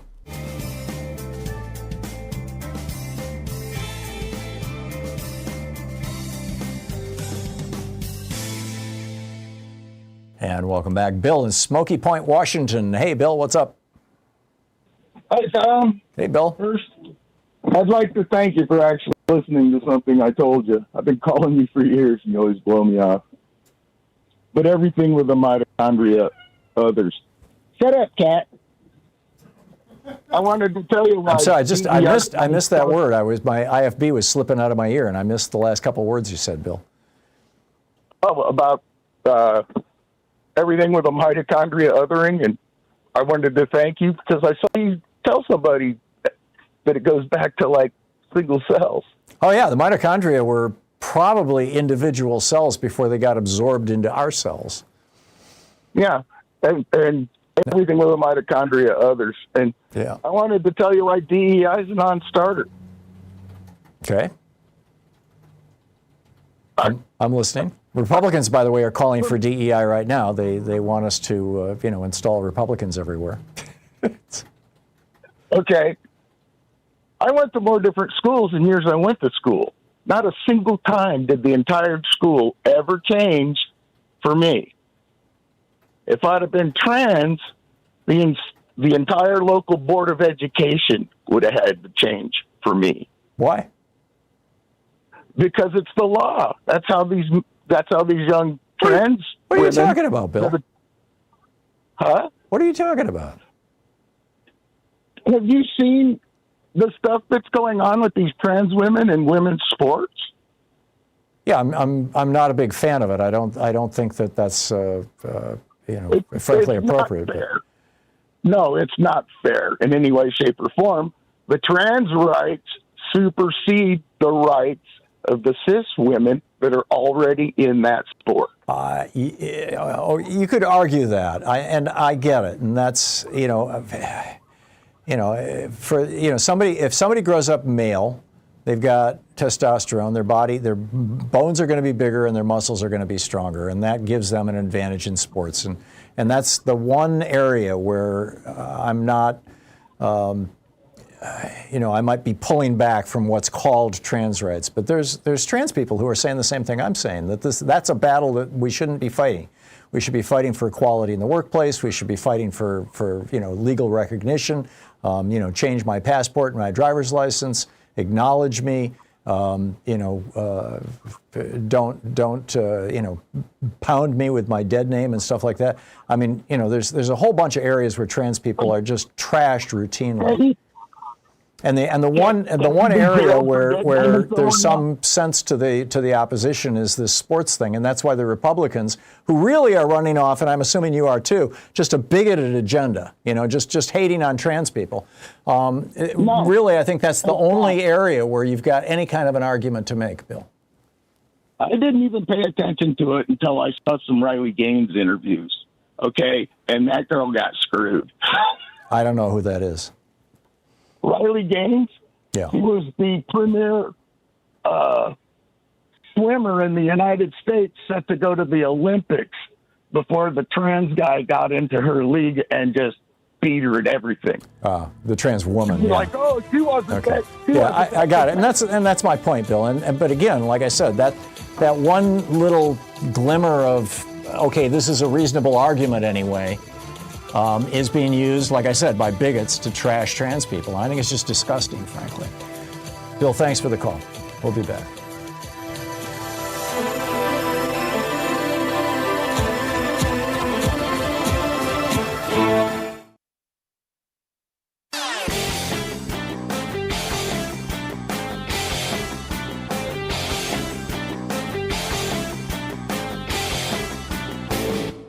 Hey, thanks so much for sharing our program and for reaching out to our stations and sponsors and letting them know that you're listening. It really means a lot to us. They called it blood libel, what the Germans were doing against the Jews, claiming that they were using the blood of Christian children to make their matzah. We've got a new blood libel now here in the United States. J.D. Vance and Donald Trump lying through their teeth, arguing that black Haitian immigrants to the United States, legal immigrants with green cards in this little town in Ohio, are eating pets. This is another libel that goes way back. In the 1890s, people were claiming German and Dutch immigrants were eating pets. Then they claimed in the 1880s, and actually as recently as last year, a restaurant got shut down in California because of claims that they were serving pets. They weren't. But it was an Asian restaurant. This is just evil stuff, these lies and spreading this kind of hate. And this is now the strategy that the Republicans are using. There's a whole article about it at HartmannReport.com, Hate as a Political Weapon. Check it out. Trump in the wings with the lights going black. Script in his fist, no plan to come back. The White House a set, the flag just a prop. Truth takes a bullet, the cameras don't stop. He's never been real, but the danger is true. He's gambling with lives for a headline or two. It's 9 minutes before the hour. Welcome back. Picking up your calls here. Clay in Vicksburg, Mississippi. Hey, Clay, what's up? Well, first, quickly, I'd like to just point out to all the bills out there that it's quite amazing how the right has convinced you of this totally minor issue to get you to vote against your own interests. Yeah. Just because of this little minor issue. You're talking about wailing on trans people like Bill was doing a minute ago. Yeah, it's a distraction. I mean, it's a disgraceful distraction. Yeah. So the other thing that the reason I call was the this Charlie Kirk cult. It seems has sprung up now. I mean, yes, the horse vessel syndrome. They've created a new religion, Charlianity. Charlianity. Yeah, it seems. I mean, I'm just stunned by Saint Charlie. I mean, they treat him like he's some sort of God, you know. How dare you say anything about this God, Charlie? You know, yeah, it just blows my mind. I don't. And can you imagine what would happen on the other hand if Joe Biden was the one that had been shot? Can you imagine what would be being said? Well, we know. From I think right. we know. When the Speaker of the Minnesota House was shot and her husband, they were both killed, Trump wouldn't even call Governor Walz. He wouldn't lower the flags to half staff. When Nancy Pelosi's husband was nearly murdered at the age of 82 with a hammer, Trump made jokes about it. Trump retweeted a picture of Joe Biden tied up in the back of a pickup truck with a bullet hole in his forehead. I mean, you know, we know how they would respond. Yeah, I mean, you know, the Congresswoman was not well known, so nobody knew who that was really. Even outside Trump of Minnesota, doesn't know who she is. Yeah. Yeah, and but I'm not sure Charlie Kirk was all that well known before all this happened, outside of Republican circles and you know, right. political Well, that's junkies. what I mean. You know, Biden. Yeah, Kirk was pretty well known on the right, but Biden is well known by everybody. Right. And so, you know, I mean, he would be, you know, just fair game for their vitriol. Well, and he has been. I mean, you know, he has been. He really has been, and his family but, too. I mean, if he was killed, they would just be. Can you remember when everybody was going hysterical that Hunter Biden made $5 million, you know, being on the board of Burisma over a 5-year period, and they were like, "Oh my God, he's monetizing the presidency." And here you've got Donald Trump, you know, and and Steve Witkoff forming a partnership to peddle crypto, and the UAE puts $2 billion into their partnership, and apparently in exchange for us selling these high-tech chips to the UAE that are forbidden to be sold to the UAE because of their close association with China. I mean, it sure looks like bribery to me. With all this corruption. And bribery is one of the things that the Constitution says you can impeach a president for. Clay, I got to move along, but thank you for the call. Karen in New Orleans. Hey, Karen, what's up?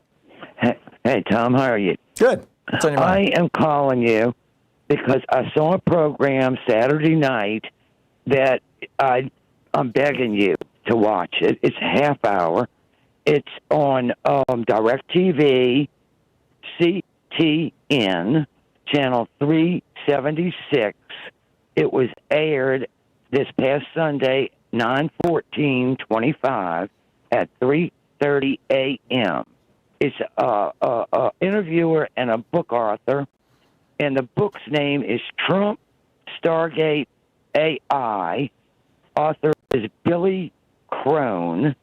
He connects don't be misled by the first 3 minutes, because I've never seen people that are generally fairly pro-Trump flip to anti-Trump in a half an hour. It's amazing. And I've been watching this for 5 years or more. So what was it that flipped people, Karen? Say it again? What was it that flipped people?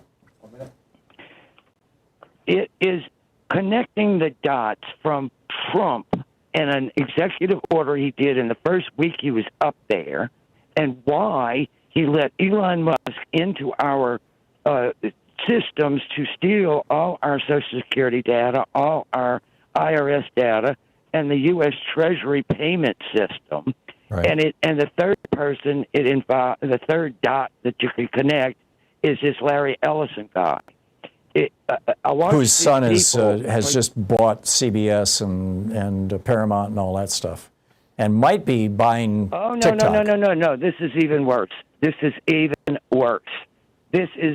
going to have the CBS, and he's trying to get the TikTok. Right. But this right here is the reason why. It's a reason why Musk needs X, and it's a reason why Ellison needs TikTok. What is the reason why? Please, say it again. What is the reason why? Well, now, I can't say that on the air. Okay, Karen, thank you for the call. We're out of time anyway. Thanks for being with us today. We'll be back tomorrow, same time, same place. In the meantime, don't forget democracy is not a spectator sport. It requires all of us, and that includes you. So get out there, get active, tag your it. Have a great afternoon. Be good to yourself and the folks around you. Stay safe, and I'll catch up with you tomorrow.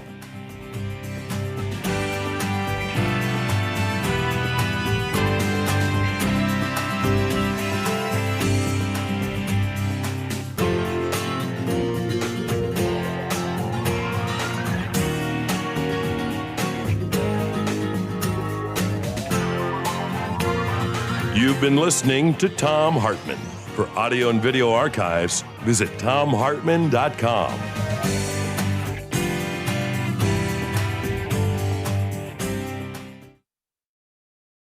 It's day 2 of our pledge drive, and we need your help. Day 1 was kind of, well, we'll see. Anyway, the Free Speech TV is partnering with Me Too for a national broadcast, What Do We Owe Black Children, about the rarely acknowledged truth that black boys can experience sexual violence. They deserve to be believed and supported and all that sort of thing. Programs like this are opportunities for education, building awareness, and inspiring action for justice. So our monthly donors make it possible for Free Speech TV to bring bold, justice-centered conversations to the national stage. Free Speech would like you to know, and I would like you to know. It's true. There's a bunch of ways to support Free Speech TV. The number one, best, and most important way is to make a monthly contribution. To $10, $20, $50 a month, whatever you can afford, $5 is much appreciated.